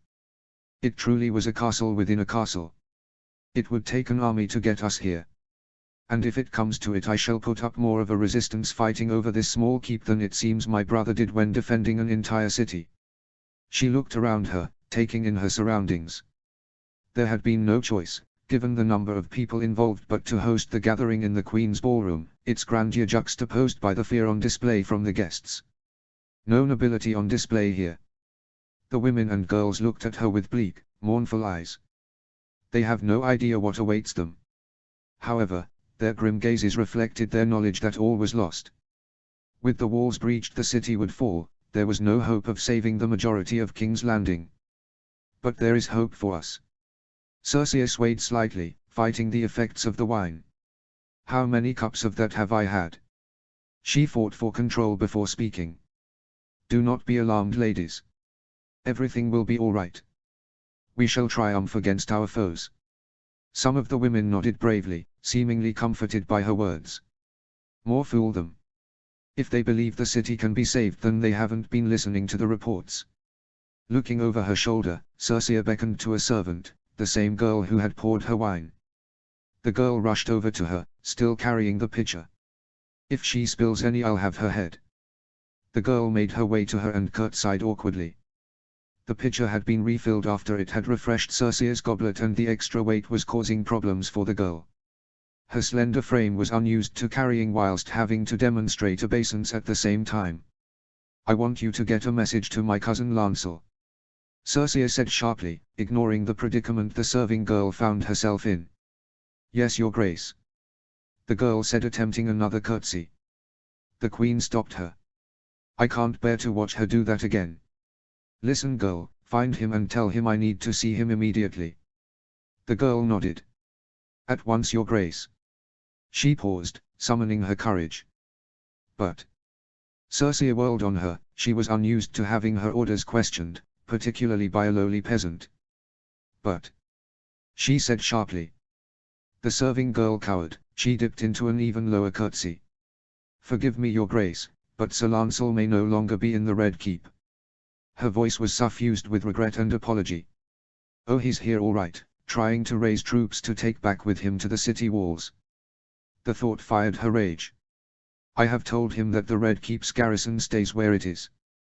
Who, in seven hells, does the little ingrate think he is? Taking him into my bed was clearly a mistake. It's given him delusions of grandeur. Of being Jaime reborn." Circe eyed the girl in front of her. "I don't care if you have to go to the wall, find him and bring him to me. Now." She waved the girl off before any other complaints could manifest themselves. The queen heard, rather that saw, the girl back away from her and hurry off to carry out her appointed task. Circe walked towards the window overlooking the Red Keep. Below she could see the devastation the battle had caused throughout the city. She looked at the destruction, an icy chill going up her spine. "That will soon be us." She could see that the eastern wall was no longer aflame. Which is odd, last time I looked the entire side of the city was nothing but a roaring furnace. How have they managed to extinguish the flame? Trust my brother to expend our resources quenching fires and protecting the small folk, then fighting our enemies who'd like nothing better than to mount our heads on spikes. She could imagine Stannis' men charging through unopposed while the defenders were pouring water onto flames. Is there no end to my brother's folly? Far off in the distance she could make out the ongoing battle on the south wall. She could not hear nor even make out the specifics, but it appeared to her that the southern garrison was holding the wall. At least that wall is holding. However, even as that thought occurred to her, she felt her spirits lessen again. Holding the south was somewhat inconsequential, she mused darkly. The biggest problem is the east and that God's damned breach. Your Grace. Lancel Lannister strode into the room, moving at speed. He stopped before her, offering only the most cursory of bows. You wanted to see me. Her cousin was a mess. His face and hair were covered in soot and ash. There were patches of dried blood across his armor. Whose blood exactly, Circe couldn't have said. Gritting her teeth at her cousin's rudeness, Circe gave him a long look, conveying her disgust at his appearance, before responding. Has my son been returned to the Red Keep? Her cousin had the decency to blush. I have sent word to the Lord Hand Tha. My brother, you mean? And the less said about that the better. Lancel took a deep breath. Lord Tyrion, yes, I sent word. That was not what I ordered you to do. The queen cut him off, her eyes blazing. I gave specific instructions that you were to go out, find my son your king, and return him to the safety of the castle. The man before her did not back down as she suspected. Your Grace, he began, with an edge of steel in his tone. The city is under attack. Her hands curled into fists at her side. I am aware of that, you fool. It is precisely for that reason that the king should be in the safest place. I disagree. The queen went very still. You what? She asked, feeling her face tighten with rage. I disagree, Your Grace. The king is officially in charge of the defense of the city. If he is seen to withdraw, then the men will lose what little heart they have left. I do not think. Circe slapped his face with as much strength as she could manage. Lancel was not anticipating the attack. His head jerked to the side as the metal of Circe's rings scoured his face, leaving bloody gashes across his cheek. I have no interest in your thoughts. Circe seethed, her eyes narrow. I gave you an order. Carry it out. Lancel slowly brought his head round to face her. His hand went to his cheek to feel the damage she had inflicted on him. "I am on my way back to the front, your grace. You are not to take any of the castle garrison with you," the queen said in a tone that brooked no argument. Lancel's eyes widened in frustration. "We need the men on the front, your grace. Without them, we cannot hold the walls." Circea was unmoved. Even more reason to make sure that the Red Keep is as well defended as possible. Her cousin jerked an arm out the door, indicating the southern wall. "Stannis has launched everything he has at us," the man argued. "We have to at least try to match him." "His tone bores me." "The answer is no," Circea stated. She could see anger behind Lancel's eyes. "Well, this is new. I wonder what makes him feel so brave." "Circea, please." Her young cousin entreated her. "If we do not reinforce the walls, the city will be overrun." "You fool. That was going to happen the moment the city was breached." "Then, sir, you are wasting valuable time. Forget reinforcements and fetch my son." Lancel Lannister bowed his head. He was trembling with anger. He looked up abruptly, tried one last throw of the dice. "I was ordered to bring reinforcement by the Hand himself." "Fools, the pair of them. Sending the men out to die at the city walls is folly. Let Stannis' men get distracted, expending their energy raping and pillaging the small folk, while we defend ourselves here. Well, then it's a shame that the Hand is here to reinforce your orders. I rule here." Circea walked back to her chair. She sat down, brushing lint from her dress as if considering matters. She looked up, starting a little, as if surprised to find her cousin still present, staring open-mouthed at her. "Now obey my orders." Lancel turned on his heel and strode from the room. Anger coming off him in waves. Shame, he wants to be Jaime and just can't measure up. Not as a warrior, and not even as a lover. Circea regarded the room. Everyone present, with the exception of the King's Justice, Sir Llyn Payne, was staring at her. Some stared in terror, others in awe. "As I say, noble guests, we have nothing to fear here. I have business with the king and can't very well go to the front myself." Her excuse, which sounded pathetic even to her, did not convince her guests. To hell with them all. In the event the Red Keep comes under siege, I'll either throw them out onto the streets or have them all killed for their men's cowardice. I will not have these simpletons using up valuable food and water. Circea drummed her fingers on the armrests of her chair. "What is happening out there? Gods, the waiting for news is the worst bit. If our ends must come, then let them come quickly." This waiting frays the nerves. A situation only made worse by the fact I'm playing hosts to these mewling dogs. Abruptly, she stood again, nodding to Sir Ilyn, who stepped in behind her as she made her way quickly through the throng. No one spoke to her as walked from the room. At least I can be grateful for that. She made her way out of the Queen's ballroom and down a set of stairs that led to a long corridor. The open windows on one side faced out across the city, giving Circea had an unobstructed view of the capital. From here she could see the entire battlefield, from the ruined eastern wall to the ongoing fighting in the south. She watched as small figures, no bigger than ants from this height, poured through the gap where the Mudgate used to be. She could see that the reports were true. The enemy fleet continued to ferry troops from the far bank of the Blackwater, transporting them right to the open door of the city. Tyrion might as well have knocked down the door himself and presented them then key to the city gates. In the silence of the corridor the sounds of fighting reached her from the ground below, the noise low but persistent. It seemed the defenders were still making a fight of it. But for how much longer? Circea thought with despair. An icy tendril of fear gripped her heart. She had known the damage to the city was severe and the situation dire, but she had had no notion how desperate their plight was. Seeing it now robbed her of her will to fight. Even if we manage to shore up our defenses within the Red Keep, it will all eventually fall. It is inevitable. And what would be the point of enduring a siege? There is no relief effort, no reinforcements. The only thing we'd have to look forward to is starvation and death. One way or the other. Circea gripped the railing tightly, stifling a sob. The city will fall and my boys will fall with it. Their supposed uncle will make short work of her precious sons. They would be executed as traitors and derided forever as the spawn of incest.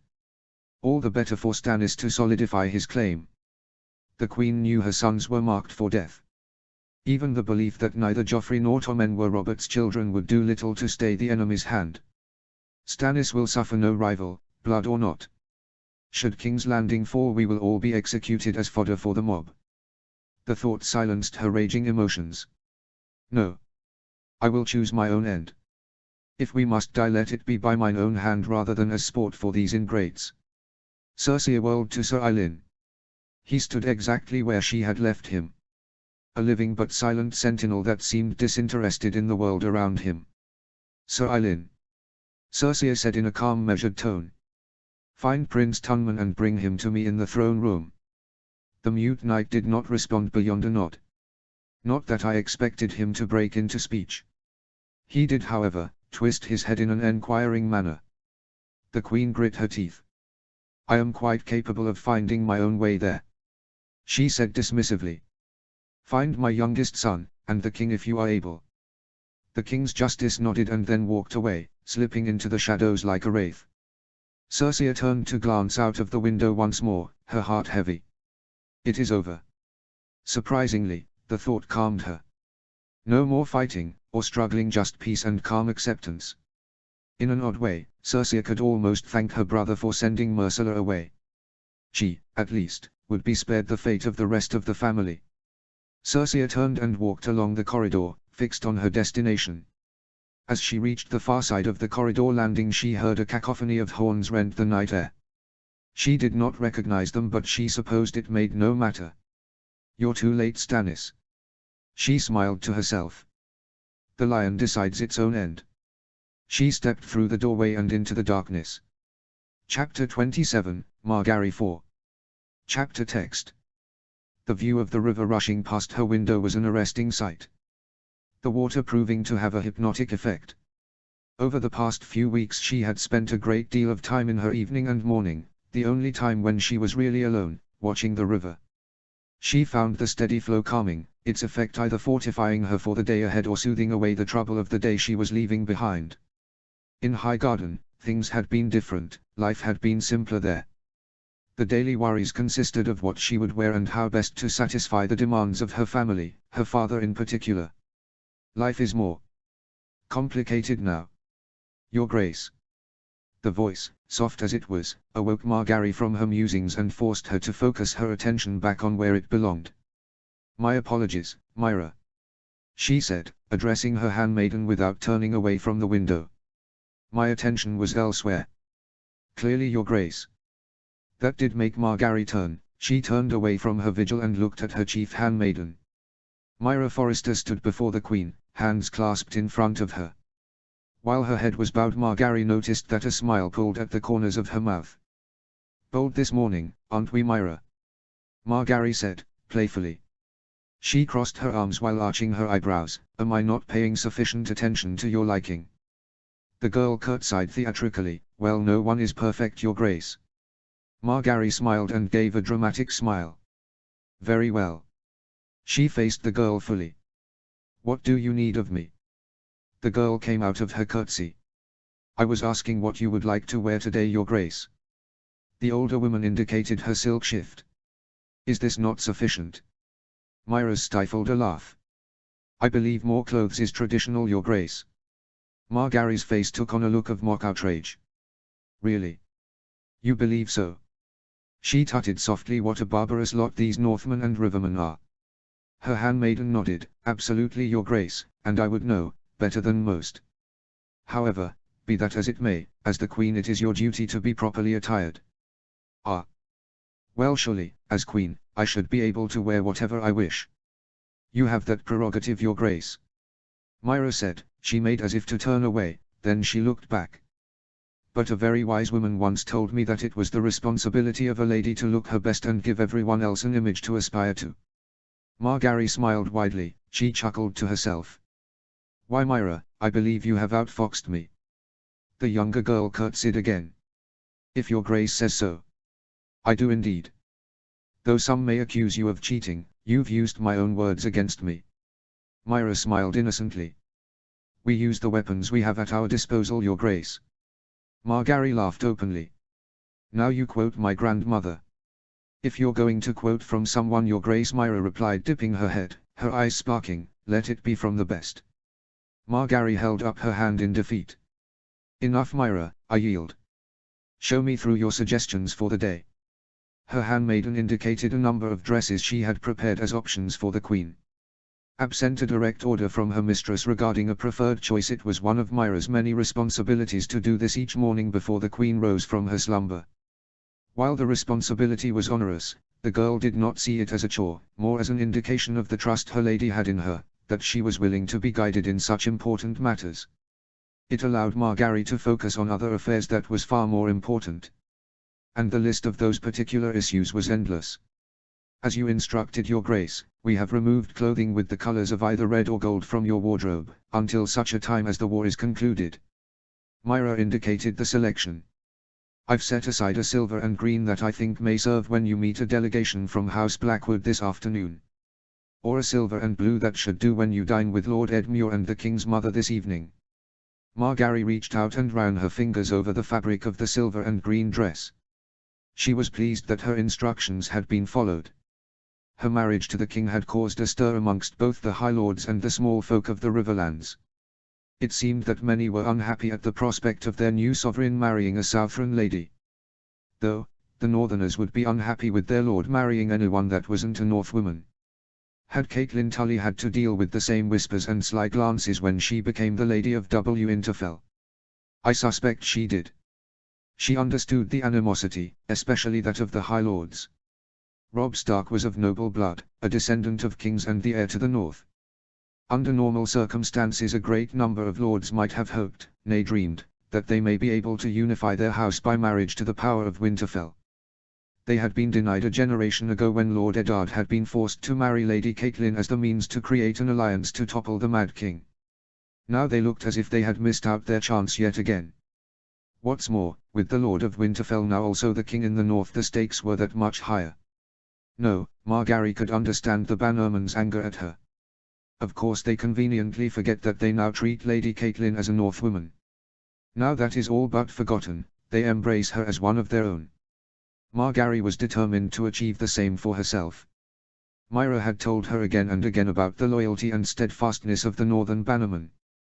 How the population of the north, from the ragged clansmen in the mountains near the wall to the High Lords in their sturdy keeps, were absolutely devoted to Lord Eddard and his lady. Before she had become queen, Margaery had worked tirelessly to develop, not only her relationship with Robb but also with the people of Riverrun and the Northmen that were their guests. She had encouraged her people, both soldiers and servants alike, to mingle with the locals, engaging in commerce and conversation. Her father's men had drilled with the courtyard along with the men of the Young Wolf, fostering a camaraderie that would help them in the battles ahead. Garland had been instrumental in that regard. Her brother was an able fighter, some would say more than able. He had spent a great deal of time conversing with the knights and soldiers of the North and Riverlands, sharing tactics and strategies, practicing drills and maneuvers with the men. Before he left with the king, her brother had gone a long way to furthering the Tyrell cause. A fact illustrated by his appointment to the king's personal guard. Margaery briefly wondered where her brother was. Was he well? Was he safe? Robb's last letter from the front had briefly mentioned his admiration of her brother's skill at arms and praised the Reach's men for their bravery and valor. Soon Robb will have more men than he knows what to do with. When Lord Tarly arrives, the war in the west will be all but won. Margaery had not been idle in her husband's absence. She had stepped up her own personal campaign to win over the local populace. She was seen walking among the small folk, participating in idle gossip and making enquiries over local craftsman abilities. Her servants were now known for buying local wares, and they did not stint on coin. More so, Margaery attended all of Riverrun's councils, in her capacity as consort to the king. The meetings were held in Riverrun's main hall and took place at high noon every day. Margaery sat on the council along with Lord Edmure Tully, Lady Catelyn and Maester Lewin in her capacity as queen. Officially Lord Hoster Tully still ruled at Riverrun, but that was not a situation that looked like to last much longer. Maester Lewin reported that the man was at death's door and would not survive the next few days. This had saddened the young queen, knowing how much the Starks and Tullys loved their family. Losing his grandfather while his brothers are in peril and his sisters and father are missing will be hard on Robb. In the name of family, Margaery had decided to spend as much time as she could with the old man. She had spent hours sitting at his bedside in an attempt to alleviate his suffering. She could not say that her efforts had met with much success. Lord Hoster seemed almost delirious with pain. He called out to people Margaery didn't know and mumbled apologies and entreaties to individuals not present. Still, she did what she could, holding his hand, mopped his fevered brow and read him stories from books from Riverrun's library. Anything to while away the time in between the frequent visits he had from Edmure and Catelyn. Even here, Margaery had done her duty. She had spent a lot of time with her new good mother, acting as her constant companion and confidant. Margaery listened to everything Lady Catelyn told her, never dismissing anything she said as something light or too frivolous. The older woman had seemed cautious at first, indeed Margaery was convinced she had seen Catelyn Stark appraising her out of the corner of her eye on many occasions. I can't say I blame her, the lady is obviously under the impression that my concern and attentiveness is all for show. There was some truth to that, Margaery supposed, but it was only part of the picture. Margaery knew that a successive marriage to Robb would entail having his family like his new wife. Her life with the king would be a lot simpler if she earned the love of those closest to him. Love, and loyalty. It was a sobering thought. Margaery was all alone amongst a group of people she did not know and did not fully understand. True, she had a number of household guards, but it was easy to forget this when you considered that the number of Tyrell men were vastly outnumbered by the Rivermen and those from the north. Still, her situation was far from hopeless. Even though she had only been at Riverrun a short time, she had quickly realized that loyalty and love meant everything to those around her. Eddard Stark had been beloved by his people, and this loyalty that had been inherited unreservedly to his young son as he now battled to free them all from the grip of the Iron Throne. No, not the throne. Margaery mused, just the current occupant of it. Her mind went, as it often did, to predictions of events after the war. Margaery knew that her husband had no designs on the Iron Throne. Indeed, had wanted nothing better than to win the war, achieve an honorable peace, and then live his life at Winterfell, ruling as his father had and his ancestors before him. Sadly, my love, that will not be an option. Margaery had been told by her new good mother that Robb had been extremely reluctant to take up the crown and be hailed as king in the north. He had been equally unhappy to be hailed as the King of the Trident by the Riverlords upon his saving of Riverrun from the armies of Jaime Lannister. Robb's legend is growing, his outmaneuvering of Tywin Lannister and saving of his relatives in their ancestral home is being talked about throughout the region. Not only that, but he has notched another victory at Oxcross. If he takes Casterly Rock and pushes Lord Tywin from Harrenhal, then his legend can all but write itself. It helps that he is dashing and handsome, it will set the tone for the songs that the bards will compose for him. Margaery smiled to himself. And he is very handsome. A recent memory, that of their wedding night, came back to her. She suppressed a shudder of remembered joy. King of the cold north he may be, but there was nothing cold about that night. Her mind returned to the present. No, if Robb is victorious in the next few months, then he'll have achieved everything he wanted, militarily at least. Margaery knew that Robb would like nothing better than to seal off the Riverlands and the North and become an independent kingdom, separate from the politics, scheming and downright machinations of the South. It was a sentiment that was shared by many of Robb's commanders and bannermen. Let the South tear itself apart with their petty wars and let the North see to itself. An alliance with House Tyrell makes that impossible. Margaery knew.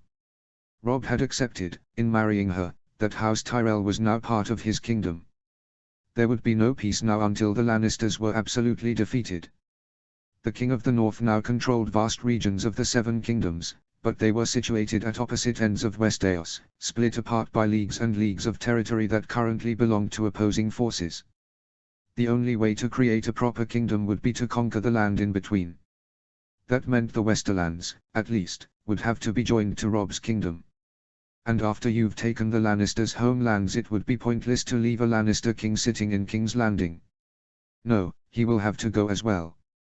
Who then would oppose the Stark-Tyrell alliance? The Eyrie and Dorne have shown no interest in fighting so far. That leaves Stannis Baratheon. And the Greyjoys.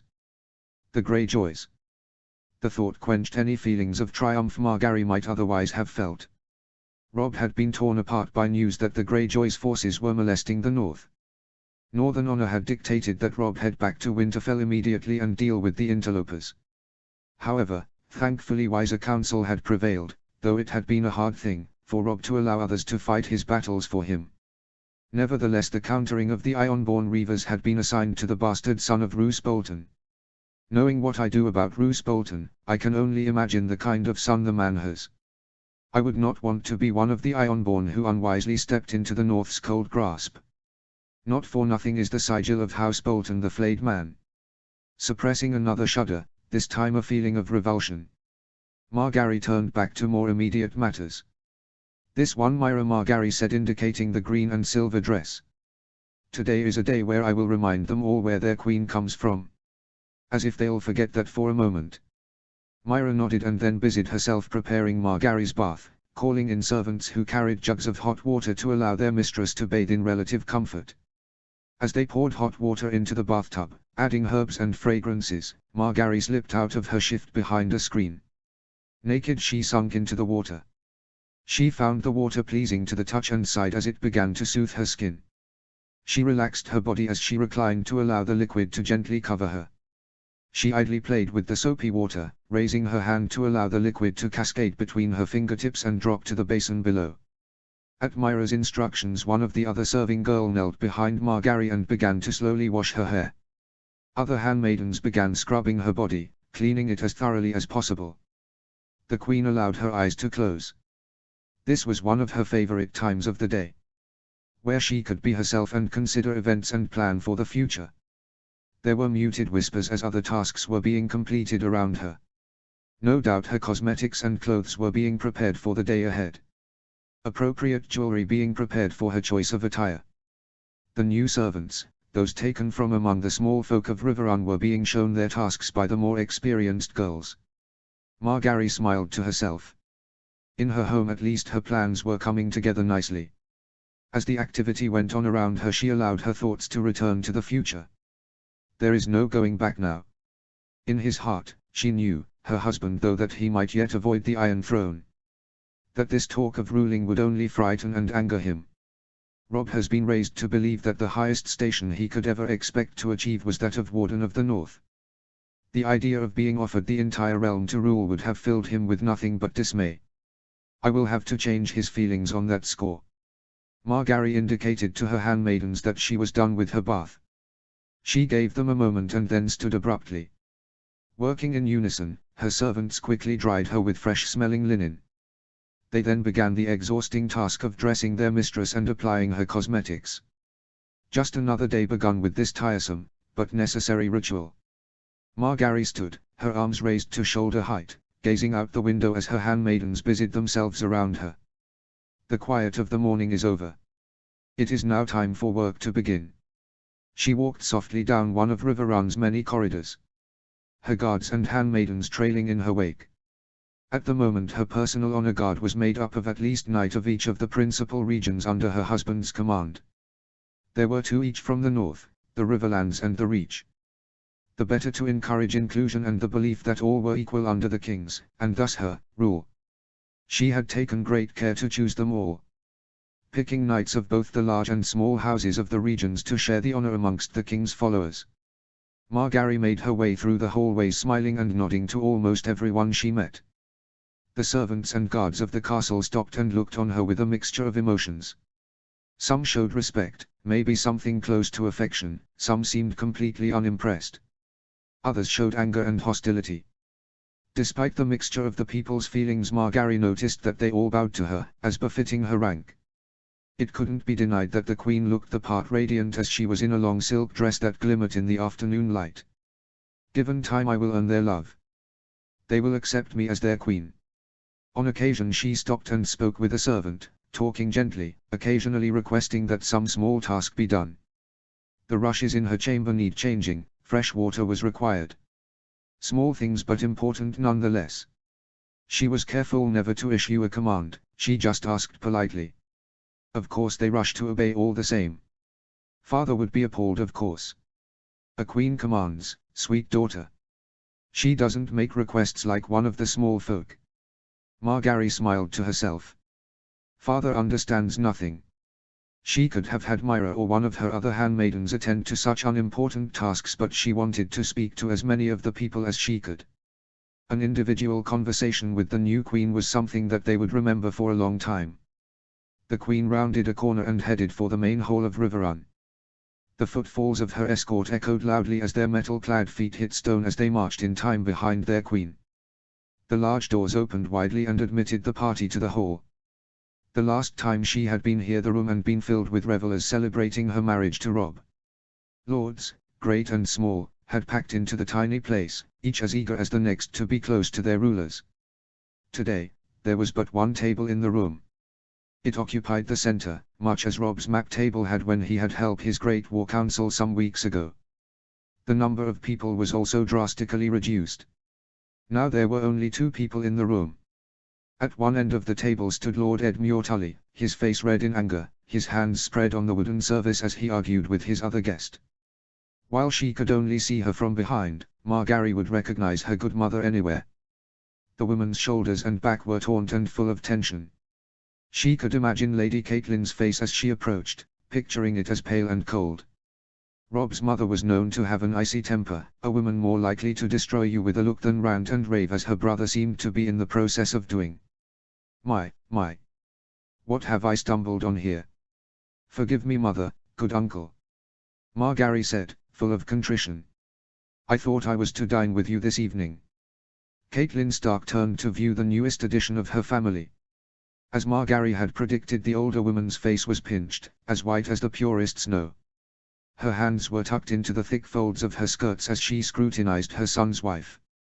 Not at all, Your Grace. Catelyn said, her voice thick with emotion. You are quite correct. Your Grace, what a wonderful ring that has to it. Margaery looked past Lady Catelyn and over the bare table. Noted the absence of servants. They hardly seem ready for dinner. I can see I'm interrupting. Margaery said, bowing her head.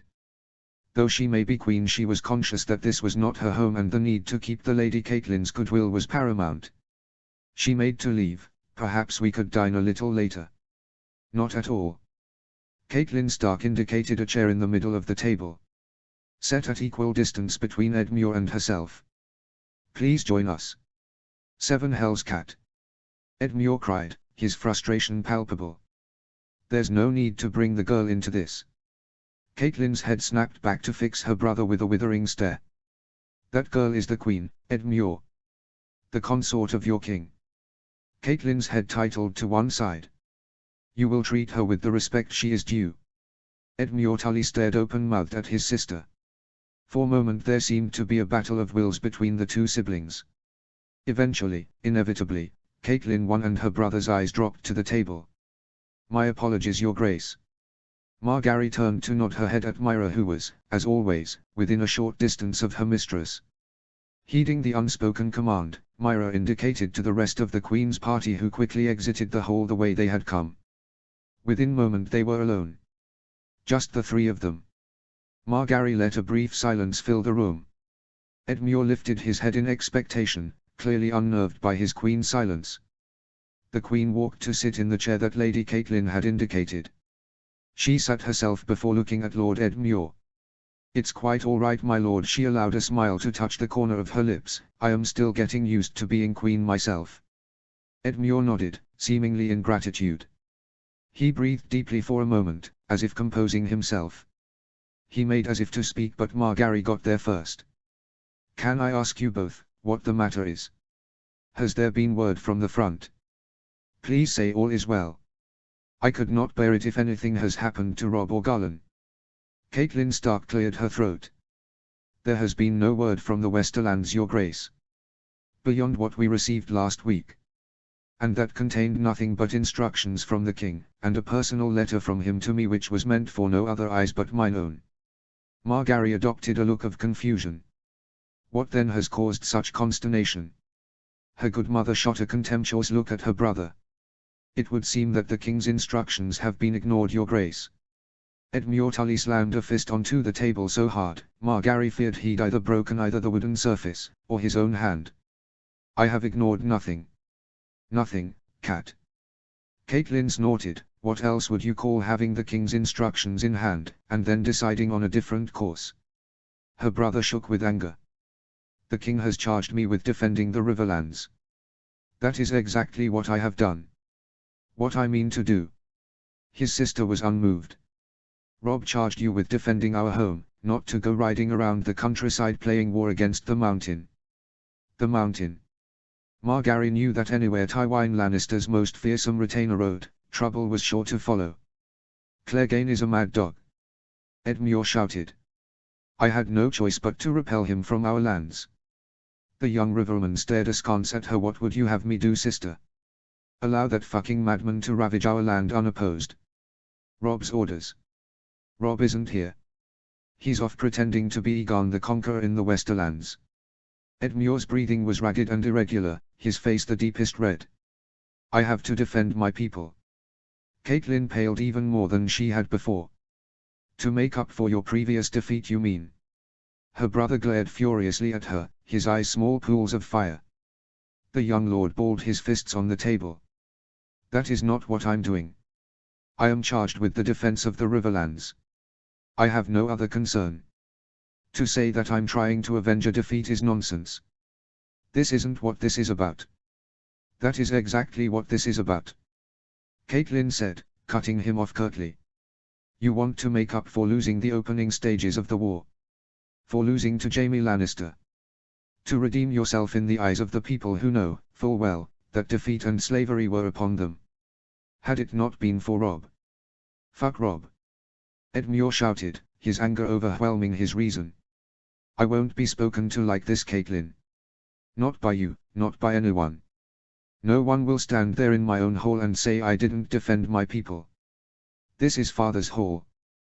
Catelyn said quietly, calmly correcting her brother. Like a candle being blown out, the fight seemed to drain from the siblings. Both seemed to sag and diminish somehow. Without the rage of their argument to sustain them, the two Tullys were left with only their grief. It was a pitiful sight. How is Lord Hoster? Margaery asked softly, looking at each of them in turn. The Maesters say he won't last the night. Edmure said, his voice nothing but sorrow. The illness is spread through him. He straightened before them, his eyes welling with tears. He is in such pain. Margaery stood and walked to him. Her arms reached out to grasp his shoulders. Then go to him, Lord Edmure. These matters can wait a while. Robb knows you would do anything to protect your father's lands. He needs you now, though. Edmure Tully nodded bashfully, a child in her arms. He bowed his head and then began to talk from the room. I'll be there shortly. Catelyn gently called after him. Edmure stopped at the door. He'll be glad of your company, he said softly, offering a smile before leaving the hall. The two women were alone. Margaery regarded Robb's mother carefully, conscious that Hoster Tully's imminent death was a cause of great grief to her husband's mother. Lysa should be here. Catelyn said softly, more to herself than to Margaery. It is not as if she's not aware of the situation. The Queen could think of nothing to say. Abruptly Lady Catelyn shook her head. Her head indicated the door her brother had just stepped through. You were too kind to him. Margaery stepped round the table and smiled patiently at Catelyn. Lord Edmure is distracted, my lady. I'm sure he has no thoughts beyond protecting his father's people. Catelyn's eyes turned to stone. Oh, you are too charitable. He has no thoughts at all. She snarled. Margaery was confused by her good mother's vehemence. Why do you say so, my lady? Robb charged him with protecting the Riverlands. By the sounds of what I just heard, that's what he's done. Oh yes, Catelyn said through grit teeth. What my lord brother forgot to mention was that he plans to march on Harrenhal. He means to capitalize on his victory by taking the fight to Lord Tywin. This, Margaery thought, was unpleasant news. Robb's orders were precise. Edmure was supposed to defend his homelands, but not venture out of them. Ostensibly this was to keep Lord Tywin bottled up and away from the Westerlands while the king, reinforced with men from the Reach, conquered the West.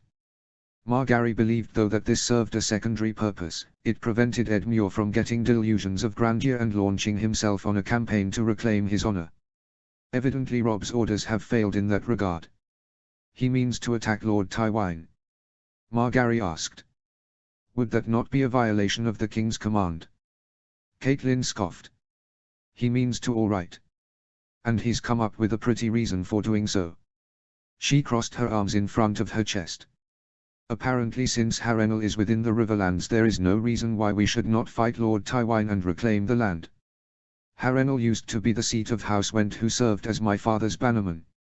Officially we would only be reclaiming what is ours. Catelyn looked sadly at Margaery. My brother obviously feels he needs to win a great victory. Robb has covered himself in glory and Edmure feels slighted. Margaery couldn't help a small smile creeping across her face at the words of her husband's achievements. Lord Edmure has the numbers, my lady, and the Riverlords are thirsty for revenge. Maybe he'll be able to achieve what he aims for. The other lady scoffed.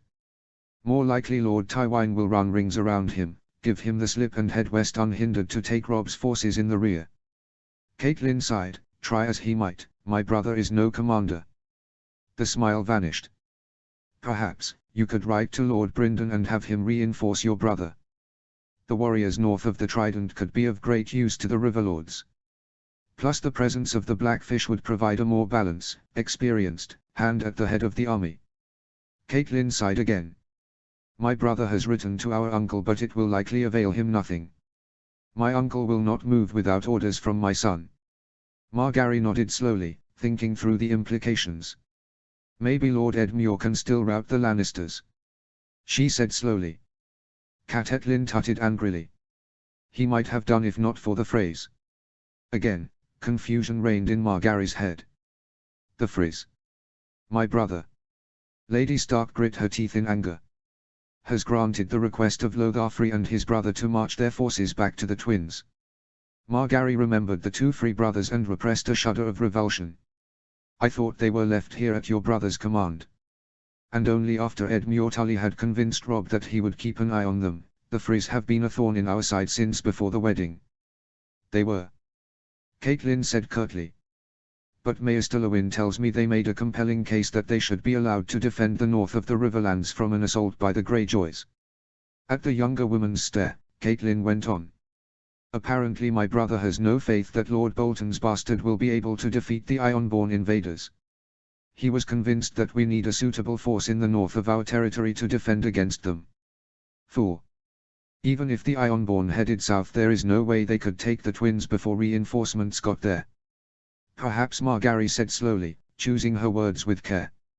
I could rescind Lord Edmure's permission. I am queen after all. It might be best to keep the Freys close. I agree. Catelyn stated, her face emotionless. But the Freys left before dawn. We will never be able to recall them before they reach home. From there it will take the word of the king himself to move them from the safety of their fortress. Perhaps not even then. Margaery felt her anger rising. Edmure Tully could be walking into a trap and he's sending troops away.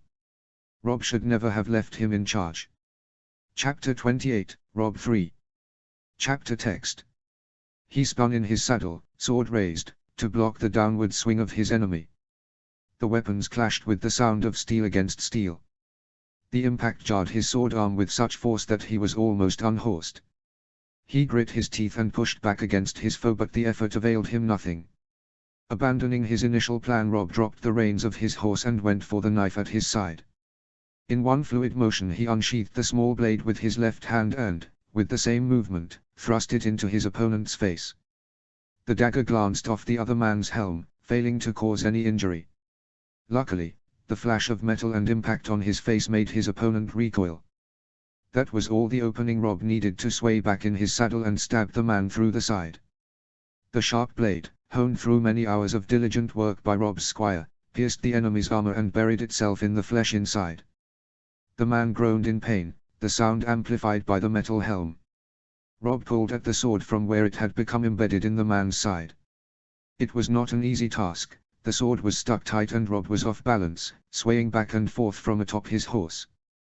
Grim desperation took him. While his opponent might be injured, possibly fatally, he could still kill Robb with his own weapon, and his current situation left him vulnerable to attack from some other enemy. With an almighty heave Rob wrenched backwards and, mercifully, his sword broke free of its prison of flesh and metal. The enemy knight screamed in agony, his hands grasping the now open wound in his side as blood ran freely down his leg and the flank of his horse. The interaction had seemed to go on for hours yet, in reality, only seconds had passed. Rob readied his sword and, controlling his horse with his thighs, prepared to finish his enemy with another stroke. It wasn't needed. Out of nowhere another rider appeared using their white horse to forge a space between Rob and his attacker. The new arrival whirled their arm and dealt the wounded knight a savage blow with a mace. Rob's opponent dropped without a sound, striking the muddy ground with a mighty thump. Rob sucked in a deep lungful of air. By the gods, that was close. He looked at his rescuer who turned in their saddle. He couldn't see his rescuer's face, but he would recognize the person anywhere. The build and poise was unmistakable and, failing that, the bare sigil on her armor was proudly displayed for all to see. Daisy, he breathed, finally controlling his breath, though his voice still sounded ragged. You have my thanks. The lady dipped in her saddle into a small bow. No thanks necessary, your grace. It is my honor to serve. Rob chuckled, he lowered his sword, sheathed his dagger and picked up the reins of his horse. It is lucky for me that your service is so effective. The helm Daisy Mormont wore obstructed Rob's view of her face, but he could imagine the grim expression behind the metal visor. She turned to look down at the fallen foe. You flatter me, your grace, but she indicated the prone figure should never have gotten so close. He attempted to placate her. You can't be everywhere, Daisy. Daisy's head shot up. That is a poor excuse, your grace. She shook her head in anger. I am your sworn shield. It is my duty to protect you. Today, I almost failed that duty. Rob shook his head. You're unduly hard on yourself, Daisy. No harm was done. Raising a hand to stymy Daisy's inevitable protest. He turned and surveyed the battlefield. From a cursory glance he could see that the fight was almost over. The enemy was fleeing the field, back into the woods they had recently charged out from. The king's small group had been spread along the road as they marched south towards the river road. Somehow the party's scouts had missed the enemy. An unforgivable oversight. Rob would see that they were replaced. The first they knew they were under attack was the distinct sound of arrows in flight, and then the solid impact of missiles hitting armor, shields and, in some cases, the soft flesh beneath. Then, the enemy had come out of the trees screaming like demons, attempting to strike fear into the hearts of Rob's group before they made contact. The enemy cavalry charged out at full gallop with a mass of men-at-arms sprinting behind them. Instantly, the knights who formed Rob's honor guard had turned to face the threat, creating a defensive line and riding out to face the foe. Some had lingered behind to protect their sovereign, but they had become separated in the chaos of combat as the enemy broke through the thin line. Rob was clearly their intended target, and his men had been hard-pressed to keep the enemy away from him. Even then, and despite their best efforts, some had made it through, and Rob found himself fighting for his life. Thank the gods I am not easy prey. If I had been, then this war could have been ended here and now. Glancing around, Rob could see that many of his men were still alive, with many seemingly unhurt. He sought, and found, Garland Tyrell, who was striding back to his horse, which was being led by a squire toward him. He wielded twin swords in both hands, both dripping with the blood of those cursed with the misfortune of meeting the knight from Highgarden on the battlefield. Rob saw him shout a jest at small John Umber, who threw back his head and roared with laughter. This attempt to waylay us was ill-advised. Granted, we were a small number and tired from taking Ashmark, but we were still more than enough to deal with this small raiding party. The Lannisters are getting desperate. This had only been a small skirmish. The enemy had been a raiding party made up of remnants of the host that Rob's army had destroyed at Oxcross. They had seen the small group as easy pickings. They must have thanked their ancestors when they saw they had a chance to kill the enemy king. More fool them. Rob was thankful that he'd kept up his sword practice and riding. The king had no desire to become a corpse. He was newly married after all, and was looking forward to spending a long life with his new queen, Margaery. As always, the thought of her made him smile. Her soft skin, her long hair. The way she tilted her head when she laughed. Stop it. That sort of distraction can get you killed. The king looked back towards the woods where the last of the enemy stragglers were disappearing into the dense foliage. I should order a pursuit, but that would only deplete our numbers here and risk an ambush somewhere in the trees. No, better we stay together. Rob spurred his horse forward. He needed to check on his men and get the line reformed. They needed to get on the move as soon as possible. There was much work to be done. The northern host had made camp alongside the river road, several leagues south of Ashmark and to the west of the Golden Tooth. The camp marked the western front of the war with the Lannisters and was the furthest extent to which Rob himself had travelled since re-entering the Westerlands. While only a camp made out of canvas with a few hastily constructed wooden palisades, it offered protection to the thousands of troops Rob had brought with him into the west. It was those same troops that Rob walked among now, accompanied only by his direwolf, Grey Wind. The Smalljan had protested that Rob should be accompanied by some of his personal guard at all times, but Rob had scorched that notion. I need no protection in my own camp, he had said sternly to his honor guard. And as much as I respect all of you, what fool would try to attack me with Grey Wind nearby? That had ended the conversation. Rob walked freely amongst his men, checking wounds, asking after comrades and sharing the odd jest. It lightened his heart to be amongst the common soldiers who knew everything about loyalty and nothing of the high-fangled politics that dogged those who commanded them. For their part, his men seemed to appreciate having their king among them, sharing a flagon of ale and showing a genuine concern for their well-being. Both Father and Margary were right. Show the people your love and they will return it 1,000-fold. The direwolf was in a surly mood. He had taken an arrow in the side during the siege of Hornval, and Rob had consigned him to the care of the Master of Horse during the combat at Ashmark. The direwolf had been unimpressed at being left behind, throwing itself against the doors of its makeshift kennel, threatening to rip open the wounds that had so recently been stitched. Rob had had to go to his errant wolf and calm him. Running his hand through the animal's thick fur, he had commanded him to stay until his master returned. Grey Wind had not been happy, first snarling and growling as he saw Rob swing up into his saddle, clad for war. But the beast's growling had quickly become whines as Rob had ridden out of Hornval's gates, bound to another fight in the north. The king looked down at the beast that kept pace at his side. Rob had examined the arrow wound upon being reunited with Grey Wind and, though there was a small scar in the fur, it looked as if the injury had now healed. Rob was filled with relief. So much has been taken from my family, I would not want to lose another precious thing.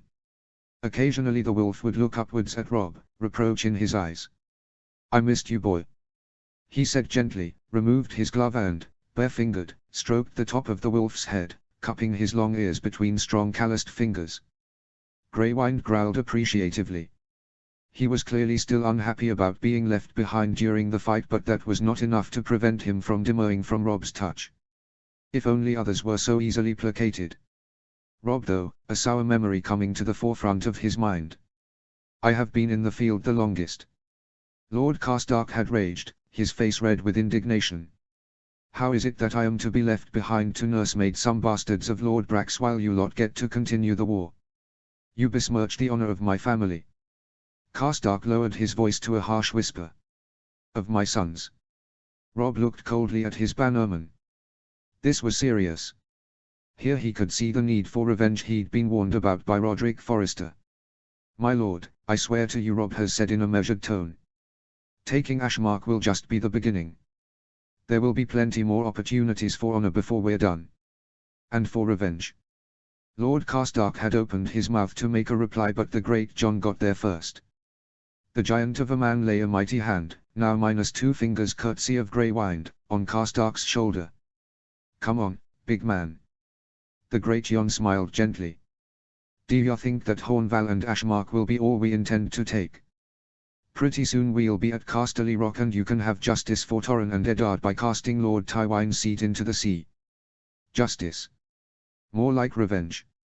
Carstark had said nothing more. He'd merely grumbled in defeat and stalked from the room, leaving his dark cloud of frustration behind him. My thanks, Lord Umber. Rob said softly. Oh, it's nothing, your grace. The Gregion said, looking at the back of his departing friend. Gods know I can imagine how he feels. If some Lannister scum had hurt my family, I'd massacre the whole Westerlands. Rob nodded slowly, considering. The king's arrival in the Westerlands had been a relief to the soldiers fighting here. Fresh from his marriage to Margaery, and the knowledge that his forces were soon to be bolstered by those of the Reach, Robb had led his force at a quick march to the Golden Tooth. There he had reinforced the defences and began to take up his campaign that he had abandoned to go back to Riverrun and had flagged in his absence. At the cost of Galbart Glover's life. That first evening, Robb had officially conferred the title of Lord onto Robert Glover, Galbart's younger brother and heir. Essentially this was an unnecessary formality, the title and position having been automatically transferred to Robert upon his brother's death, but the passing of Lord Galbart had damaged the men's morale and Robb knew that this would begin to raise their spirits. The ceremony had been conducted in front of all of the men from Deepwood Motte who had cheered as Robb's sword anointed their new liege lord. Robert Glover had looked stern, torn between the grief he felt at the loss of his brother and pride at assuming the lordship of his father's lands. He had been about to repeat the oath of loyalty made by all bannermen to their liege lord before Robb had stopped him. "There is no need for you to repeat your oath, Lord Robert. You have already sworn fealty to me on the day I was acclaimed king. And Winterfell knows no more loyal or steadfast men than those of Deepwood Motte and those that serve it." At this the men loyal to House Glover cheered mightily. Robert Glover had gone red with pride. He rose a lord from where he knelt before the king, keeping his eyes fixed determinedly on his sovereign. "Now," Robb said, "let's drink to this happy occasion, and mourn the passing of a beloved and loyal friend." The king had not forgotten the phrase. They too had lost their commander. While Sir Stephen hadn't died in battle like Lord Glover, the man had taken a wound fighting on Robb's behalf and the king was mindful of the fact. Robb was sure to make special mention to the Free commander when conferring leadership of the men onto Sir Ryman Free. Robb would have preferred to pass leadership onto Black Walder Free, but the man had, with Edmure Tully's permission, been allowed to stay at Riverrun. Robb had not been happy with his uncle's decision but did not want to slight the man. It would not do to be seen to undermine Edmure him in front of his bannermen, especially with Lord Hoster expected to die any day now by overriding him.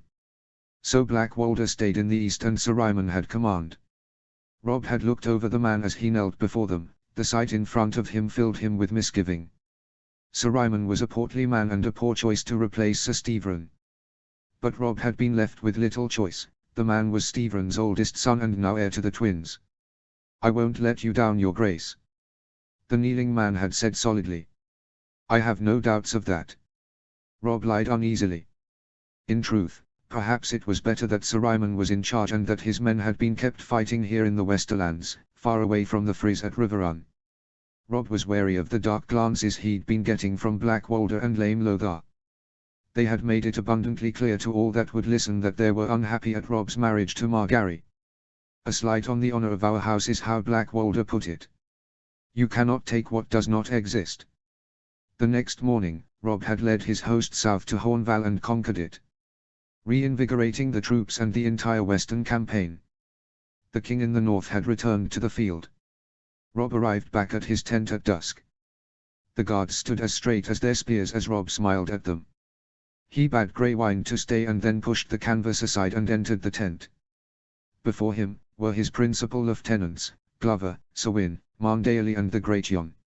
Also present was Garland Tyrell, a new addition to the group but a welcome one. They stood around the ever-present map table. The group moved to bow as he entered but the king waved them off. "As you were." Robb walked around the table until he stood at its head. "What news, my lords?" "Riders have been spotted, Your Grace," Willis Marndaly said. "Small group, none of ours. The Smalljan and the Forester lad have ridden out with a party to intercept them." Robb removed his cloak and hung it on a peg cut into the one of the beams supporting the tent. "They know to take prisoners should they be the enemy." The Great Jon snorted. "My boy may be a bit high-spirited, Your Grace, but I didn't raise a fool." "Not exactly an answer to my question, but I suppose that will have to do." "Nothing I can do about that now." Robb looked down at the table. He had to formalize the upcoming campaign. He rubbed sleep from his eyes and stifled a yawn. He leaned over the map table, quickly reacquainted himself. He opened his mouth to speak. "Your Grace." Robb's young squire, Oliver Free, suddenly rushed into the tent. The sentries made no move to prevent him. Oliver was well known to all of them. "Oliver." Rob looked at him concerned. Easy lad. What in seven hells is the matter? The young squire breathed deeply. Riders, your grace. In the camp. Consternation gripped the tent. Instinctively, Rob reached for his sword. We're under attack. The youth shook his head vigorously. No, your grace. Beneath his labored breathing the boy was smiling. The Smalljan has returned with a party from the Reach. Lord Tarly leads them. The Reach. Rob said, thinking fast. He let out a breath. Mace Tyrell's men. Here at last. But why only a party? Where is the Reach's army? The king's eyes glanced around the table before settling on his squire. Then by all means, Oliver, show them in. The guards outside the tent snapped to attention and a group of soldiers entered the tent. Your grace, the Smalljan sounded from the side of the group. A broad grin on his face.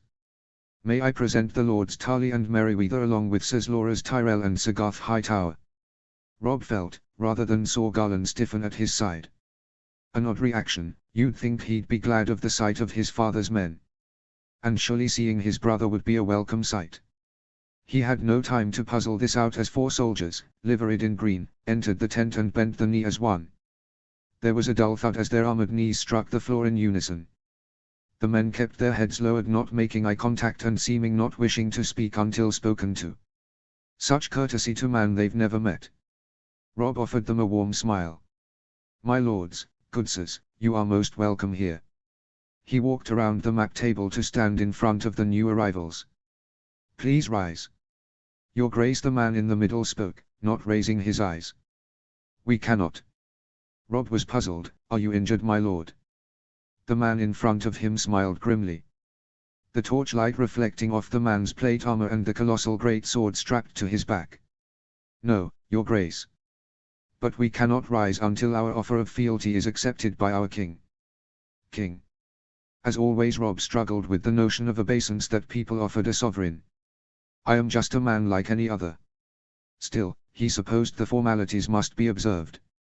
Rob adopted a formal pose in front of the men in front of him. Of course, my lords, good sirs. On behalf of my sworn lord, Mace Tyrell, Lord of Highgarden and Warden of the South Eye, Lord Randil Tarly, am pledged to offer our fealty to you, King Rob of House Stark, King in the North, of the Trident and of the Reach. King of the Reach. The 4 men bowed lower from their position in front of him. We pledge to serve and obey, Lord Tarly continued, his voice firm, until our king release us or death take us. A slight variation from that offered in the North. Rob took a deep breath and stepped forward. I, Rob Stark, King of the North, Trident and the Reach, do accept your fealty. Please rise, sirs. The men stood. Loras Tyrell practically sprang to his feet. Randil Tarly stood more slowly but with a practiced ease. He made as if to speak again, but Rob got there first. I will not forget your oaths, my lords, a hint of menace in his voice. My father would say that the making of an oath is everything. That upholding it is the defining part of who you are, the breaking of such things, the ruin. Trusting that his point was made, Rob smiled. Nor will I fail to reward the loyalty that is given. Lord Merryweather and Sir Garth Hightower both smiled. Randil Tarly inclined his head slightly. Loras Tyrell just looked bored whilst shooting sly, surreptitious looks at his brother. Rob knew that, in time, Mace Tyrell himself would have to come bend the knee and swear loyalty to him. But this little ceremony would have to do for now. Time to bring this little bit of theatre to a close. Will you join us, my lords? He said, indicating the map table as he moved around the wooden trellis back to the head of the group. We were just discussing the campaign. Your thoughts would be most welcome. No time like the present to try and begin the integration of our forces. The northern lords shuffled in and made room for the new arrivals. As your grace wishes it. Lord Randil took a step forward, walking up to the map table and casting a practiced eye over it. Merryweather and Hightower quickly fell in beside him. Sir Loras gave a frustrated glance and then assumed his place at the table across from his brother. Would you gentlemen like refreshment? Rob asked, indicating that Oliver should provide wine to those who wanted it. Your grace is most kind. Tarly said. His companions nodded, though Sir Loras said nothing, waving away Oliver when he presented a goblet to him. The three men drank deeply, quenching their thirst earned from a hard day's ride. "Welcome, my lords," Robert Glover said, looking at the new arrivals with a small smile as they finished their drinks. "We had wondered where you had got to. Sir Garland tells us that the valiant men of the Reach left Bitterbridge some weeks ago." "Shouldn't think too hard about that one, Glover," the Great Jon rumbled. "We can't expect these soft southerners to be as fast or decisive as those of us from the north." A titter of laughter went around the table. Merryweather and Hightower looked aggrieved, simply staring open-mouthed in anger. Loras Tyrell made as if to speak, no doubt about to fire an angry retort at the Great Jon. Instantly Lord Randil raised a hand to silence him. He set his now empty goblet on the table in front of him. "You'll have to forgive our late arrival, Your Grace," Tarly said, his voice firm but cold. "We didn't know your precise location. If we had, we would have been here sooner. We only had Garland and Margary's word that you'd be here at all." The Great Jon spluttered. "Glad to see the South has not run out of flowery words." "That's enough, Lord Umber," Robb said curtly, "you are coming dangerously close to insulting our guests." "Insult, Your Grace?" At this Randil Tarly did smile. "Not at all, we were just wondering where you've been. We were commanded by Lord Tyrell to come north and aid in your battle in the Westerlands. We just haven't had sight of you up until now." The Great Jon glowered. "Some of us have been fighting a war, Tarly. Seems you pansies spent your valuable time playing at tourney while we real men have been fighting the enemy." Loras Tyrell thumped his fist on the table, outraged at the questioning of his manhood. The young knight opened his mouth. Randil Tarly caught his arm and shook his head brusquely, warning the young man off with his eyes. "Again, we ask your pardon, Your Grace. With what we've been told about the fierce fighters of the north, we'd have thought you'd be atop Casterly Rock by the time we arrived." Randil Tarly looked at the Great Jon. "Clearly, we've been misinformed." Lord Umber smashed his fists into the map table, making the markers shudder. "And what the fuck have you been up to, Tarly? Picking flowers in the meadows? We've just struck a mighty victory. Ashmark is ours." The Lord of Hornhill glanced down at the map. "Ah yes, Ashmark," he said, conveying with his tone how little this impressed him. "My congratulations, Lord Umber." The tension in the tent was steadily rising. Robb knew it would not be long before he had to intercede. It wouldn't do for his bannermen, which now included the Tyrells, to start brawling before him. "Really?" The Great Jon spat through gritted teeth. "What have you done but play at war while we've been fighting one?" Randil Tarly looked up from the map table. "Why?" he said, the picture of innocence. "I've been obeying my lord's instructions. Fighting the war as I see fit. Fulfilling, I believe, what his grace," at this he indicated Robb, "would want." "Playing?" the Great Jon roared. "You've been marching up and down the countryside while leaving the fighting to real men. What, exactly, have you conquered? Others take me. By the way you talk, you'd think the bastards had taken Casterly Rock itself." "Conquered?" Lord Randil repeated, idly looking down at the map table. "Well, Your Grace, I can report that our, or should I say your, forces now control Cricket Hall, Cornfield, Silverhill and Deep Den. Both the keeps and their accompanying lands are yours, Your Grace." Stunned silence seized the tent. Everyone was looking down at the map, some trying to determine exactly what the implications were of what Lord Tarly had just said. To better illustrate his point, Randil Tarly bent over the map table and ran a finger from Cricket Hall up to Hornhill. "My orders, dictated by Lord Tyrell, were simple. I was to reinforce Your Grace's campaign to take the Westerlands. To this end, the forces of the Reach have conquered from between Hornval and the Sunset Sea. All the lands in between are yours, Your Grace." Lord Randil stood, his back rigid, he looked straight at the king. "It's not Casterly Rock, Your Grace, but give me time, we've only been campaigning a few weeks. 4 large keeps, leagues of territory, and all without specific orders from either Mace Tyrell or me. By the gods, that almost a third of the Westerlands conquered. Everyone tells me what a dolt Mace Tyrell is, but yet he shows he possesses a degree of wisdom. Putting Lord Tarly in charge of his army has yielded great dividends." Robb cleared his throat, looked smilingly to the left.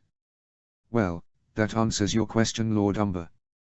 There was a moment of confused silence, and then the Great Yon let out a bellow of laughter. The effect was infectious, and soon the tent was filled with wry chuckles and smiles. "Fuck me," the Great Yon said, wiping a tear from his eye. "You're all right, Tarly. You're all right.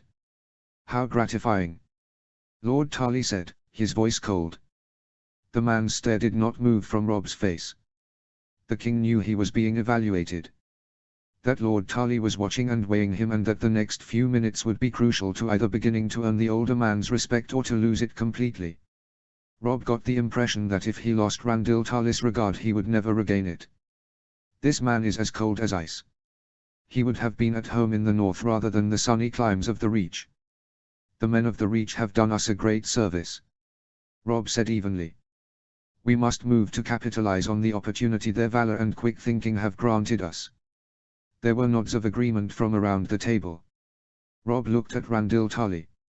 "Would my lord be so good as to give us a full report?" Tarly nodded brusquely. "As you command, your grace." The Lord of Hornhill then began to succinctly set out the disposition of the Reach forces within the Westerlands. The more he spoke, the more Rob marveled at the speed and skill that Lord Tarly had conducted his campaign. It also occurred to Rob that he had not appreciated the size and strength of the forces being fielded by his wife's house. He had heard stories about the wealth and plenty of the Reach, but it had not occurred to him how many warriors he now had at his command. "By marrying Margaery I've gained the most powerful ally in the Seven Kingdoms." Rob chided himself for taking so long to fully appreciate this fact. The armies of Mace Tyrell, all 60,000 strong, had struck first at Silverhill, overwhelming the garrison and conquering the castle before the defenders even knew what had hit them. Indeed, such was the speed of the attack that Lord Serets Castellan had been unable to send warning to any of the other Lannister bannermen. The castle's ravens had been shot down as they flew away, and no rider had been able to escape the Tyrell lines. Within a day of the first attack the city had fallen to the assault. Once the castle had been secured, Lord Tarly had divided his forces. Taken a lesson from Lord Tywin's attack on the Riverlands, it seems, though look how that turned out. Leaving Lord Arthur Ambrose in charge of Silverhill and a garrison of 5,000 men, Lord Tarly led a force, some 30,000 strong, east and then north. Lord Mathis Rowan was sent west with the rest of the host, and, within a week, word was received by messenger that Cornfield had fallen. The armies of the Reach have been taken completely by surprise. What forces that hadn't been taken by Lord Tywin in his invasion of the Riverlands must have been focused towards the east to prevent our incursion. In some ways, our counter-invasion through the Golden Tooth has provided a perfect distraction. While the lords of the Westerlands have had their attention turned on us, they have been completely wrong-footed by a mass invasion from the south. Lord Randil continued. He had driven his forces at great haste north towards Deep Den. There, the armies of Mace Tyrell had encountered problems. Their first real resistance. Deep Den sat near the Gold Road which led to King's Landing. As such, Tywin Lannister had ordered Lord Lydon to prepare defences in case any force should attack his lands from the east, a feat made easier by the fact that Deep Den lived up to its name. The keep was nestled deep into mountainous terrain. It was a galling prospect for a commander to siege such a place.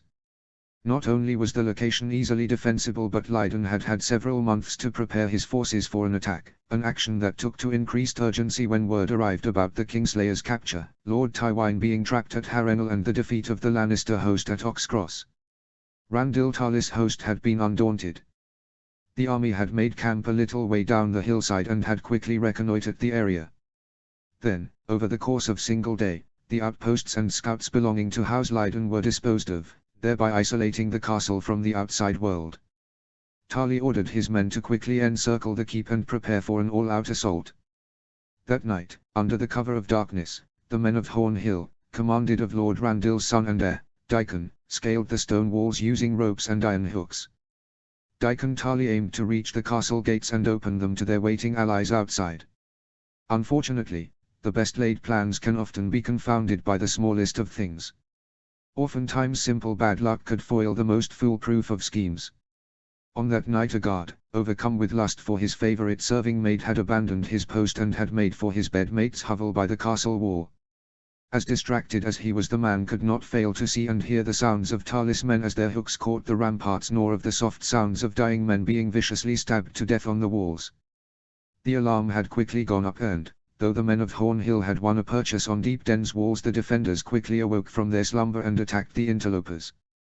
The castle sudden resounded with the sounds of combat, with the clash of steel on steel echoing loudly, the shouts and cries of men sounding on the stone walls. Lord Tarley, watching and waiting from the bottom of a small ridge, heard the tumult and knew that his son's attempt to open the gates using stealth had failed.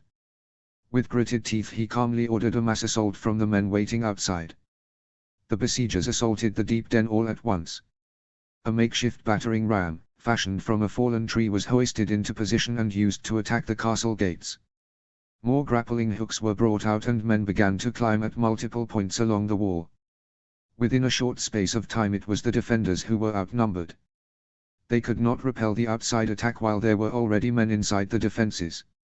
Dickon Tarley and his men rallied, formed a tight wedge, and began to viciously make their way to the gates. The men garrisoning Deepden had seen their intention and thrown a mass of men into preventing Dickon from reaching his goal.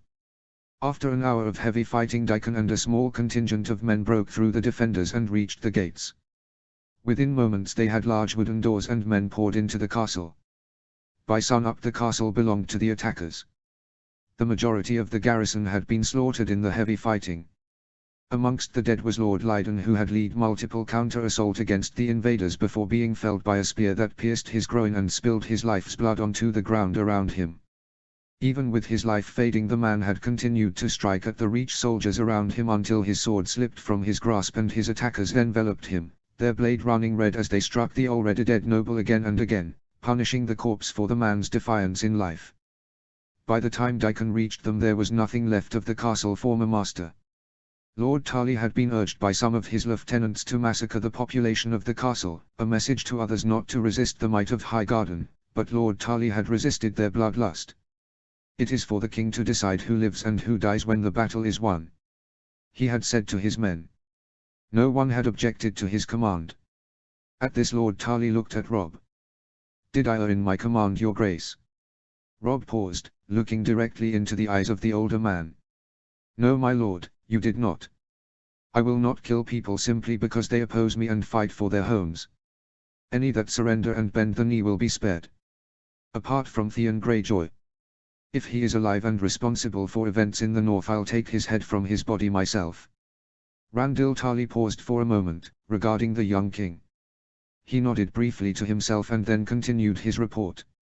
After setting the castle to right, and leaving a small garrison under the command of his son, Dickon, to make safe the castle and to guard its inhabitants, Lord Tarley marched north. After 2 days the remaining host arrived at Hornval and were met by Lord Carstark. The Lord of Carhold had been perturbed by the large host arriving beneath the walls of Hornval and had prepared to send urgent messages to Ashmark requesting reinforcements. However, a rider was dispatched by Lord Tarley to the castle walls. The young knight had sat in his saddle within easy range of the defenders' walls and loudly declared the host's loyalty to King Rob and his cause. Lord Carstark had welcomed the host cautiously, allowing the principal commanders of the army to dine with him inside the walls of Hornval and sending out food and refreshment to the soldiers outside their walls. Tarley had only stayed long enough to ascertain Rob's position and maintain good manners before heading towards Ashmark. At Lord Ricard's suggestion they stayed overnight, though Randil Tarley insisted on sleeping at his army's makeshift encampment rather than within the more pleasant confines of the keep. The next morning Randil Tarley had set out with 100 riders, eager to make contact with the king and establish a plan. Sir Hyle Hunt was left in command of the host outside with walls of Hornval with orders to defer to Ricard Carstark should the need arise.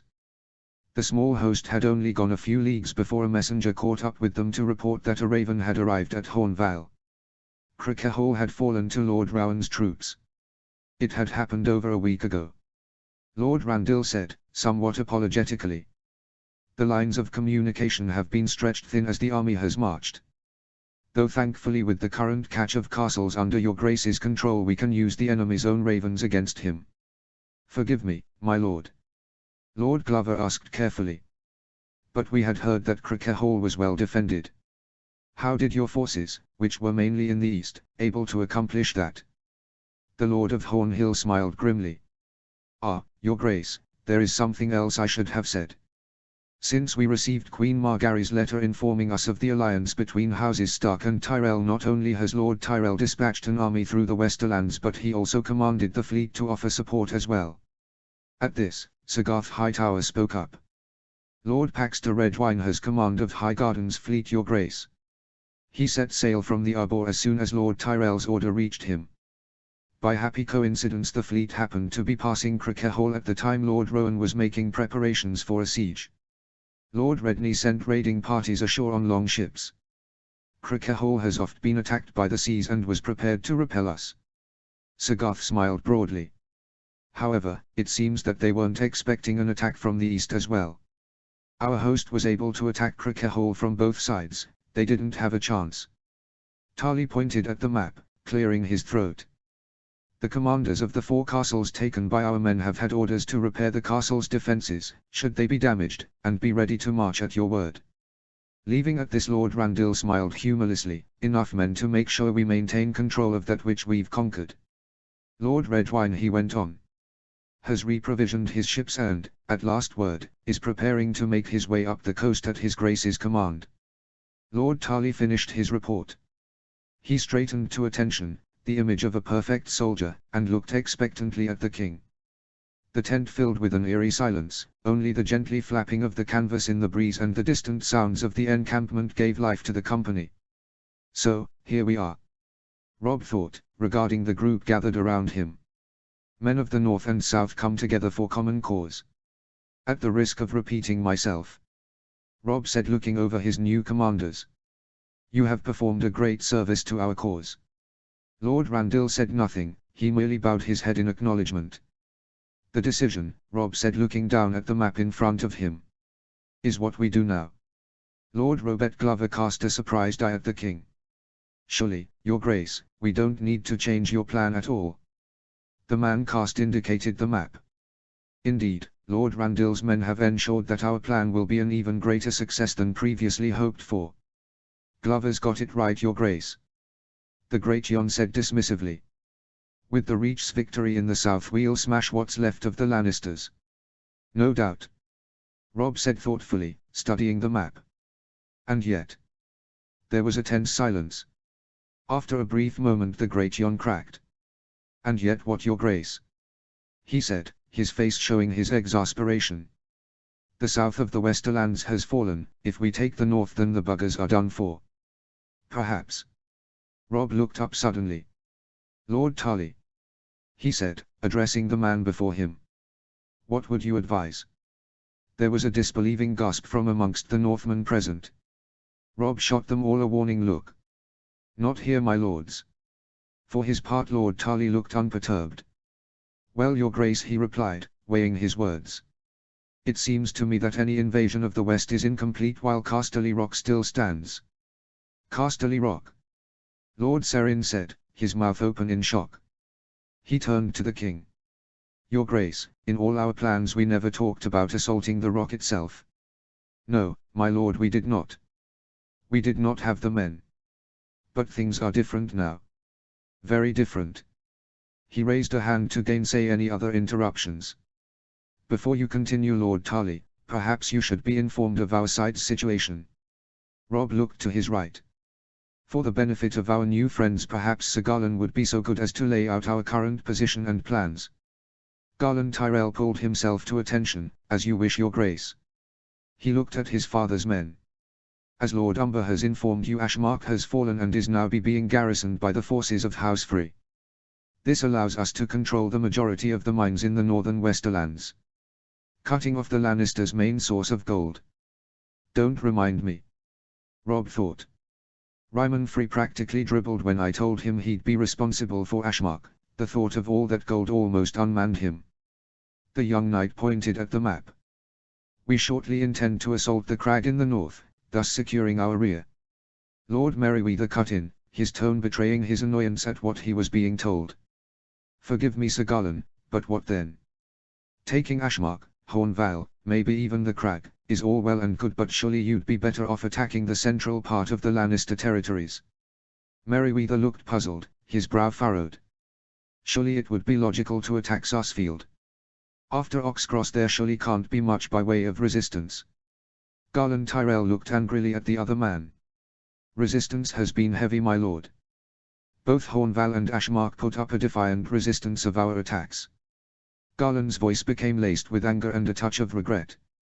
Also, we are being harried constantly by Lannister raiding parties. It seems Sir Davin Lannister is in charge of what's left of the Lannister forces in the west, and he is not the fool his father, Stafford, was. Garland suddenly looked shamefaced at Robb. Not to take away from your triumph at Oxcross, your grace, he said quietly. Think nothing of it, Garland. Robb replied, smiling. If Stafford hadn't been a fool, we might not have had the victory we did. The king put a finger on the map. Garland is quite right. After securing the crag, I mean to send our forces in all westerly directions, with the aim being to sow chaos amongst the Lannister ranks, to run the raiding parties to ground. With our army is spread across the Westerlands and Riverlands. And the north now. Robb felt a flash of anger and dread. Bran, Rickon, gods let you be safe. He steadied himself with a quick breath. It seemed to be the only option. Up until now we did not have the strength to strike multiple targets at the same time, at least not with a force sufficient enough to win. Not now though. Robb felt his resolve firm within himself. It's time to hit the Lannisters where it really hurts. The king looked up. He allowed his face to harden. My lords, the initial plan will remain unchanged. However, he looked at the new arrivals. I mean to capitalize on the advantage afforded by the arrival of our new friends. Lord Tarly, Merryweather and Hightower said nothing. Loras Tyrell seemed preoccupied. He looked absently at the map, his hand clenched tightly around his sword hilt.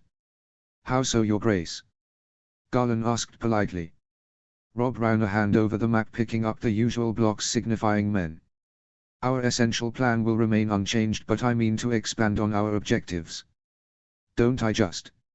First off, Robb said, pointing to their current position. I will take additional forces from the Golden Tooth and Hornval. Even more than I had initially intended, now that there is nothing to fear from the south. At this he added blocks to the group already clustered around the Wolfhead sigil, identifying his presence on the field. He looked up. My lords, each of you will return to your commands. Each battle group will remain under the command of its current officer. You all know your men best. Randyll Tarly nodded at that. No doubt he feared I meant to interfere in his command.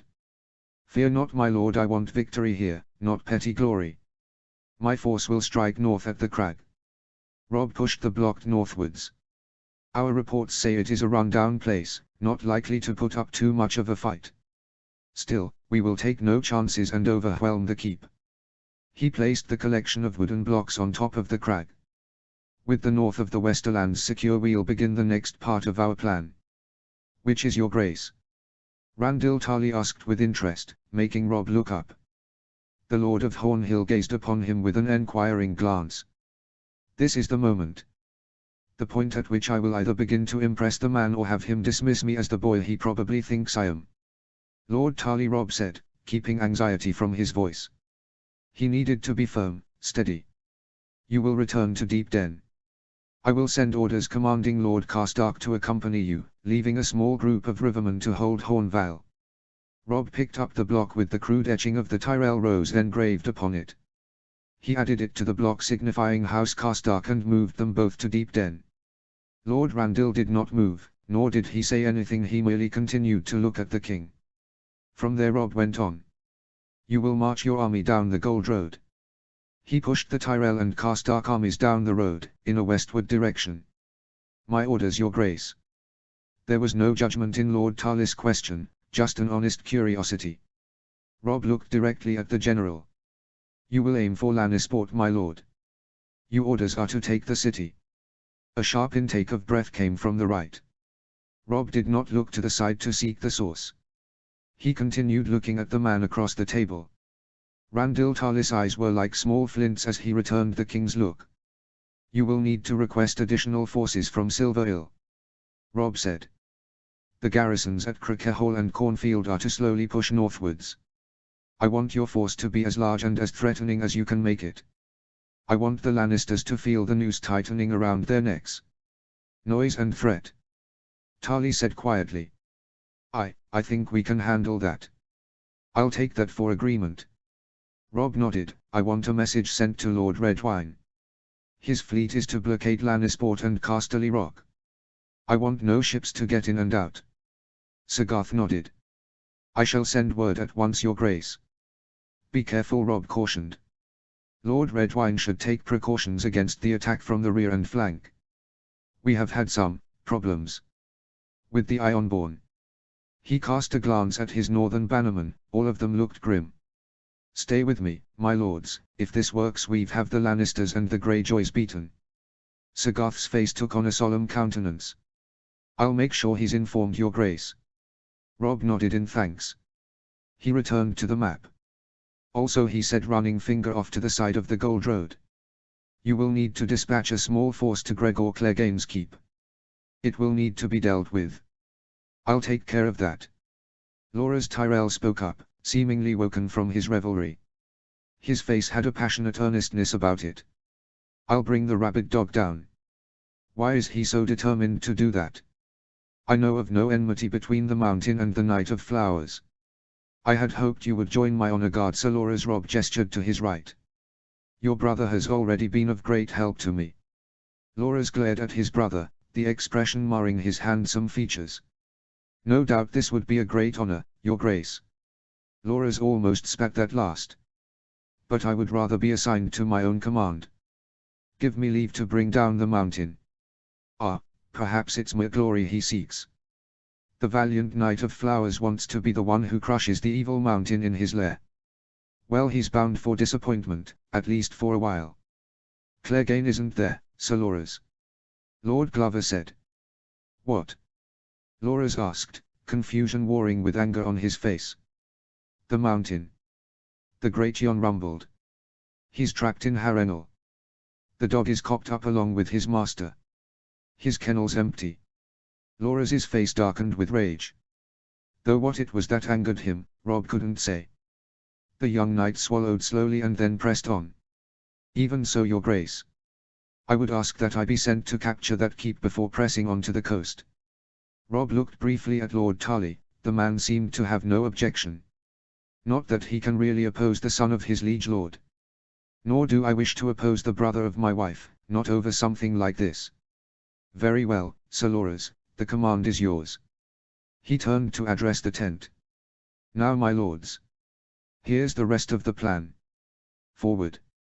Somewhere a horn turned his voice into a mighty note that carried across the battlefield.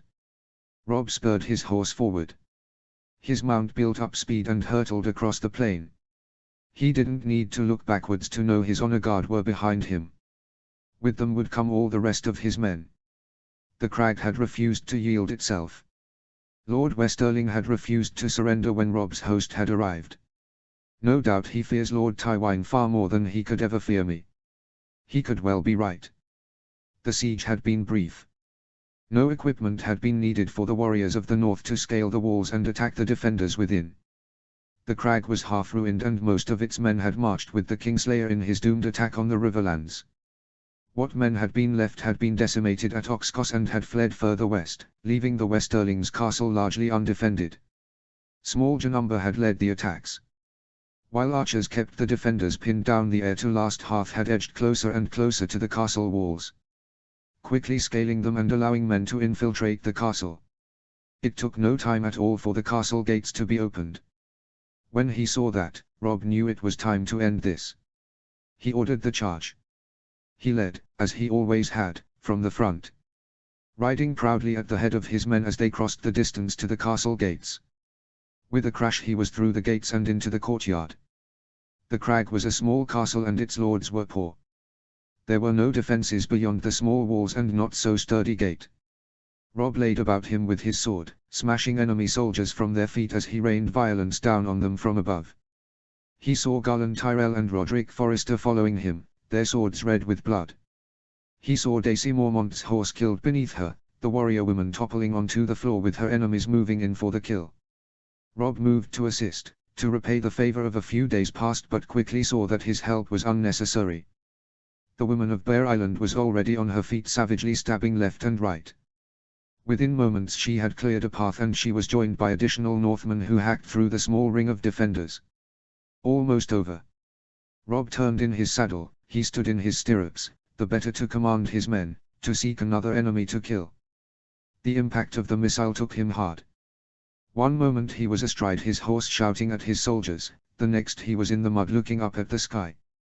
He'd hit his head when he crashed to the ground, his lack of a helm now the cause of great regret. Must get up. Rob tried to rise, but his armor encumbered him, his left arm was useless, it refused to heed his command to help him right himself. I cannot die like some worm in the mud. Pain tore through him, making him giddy.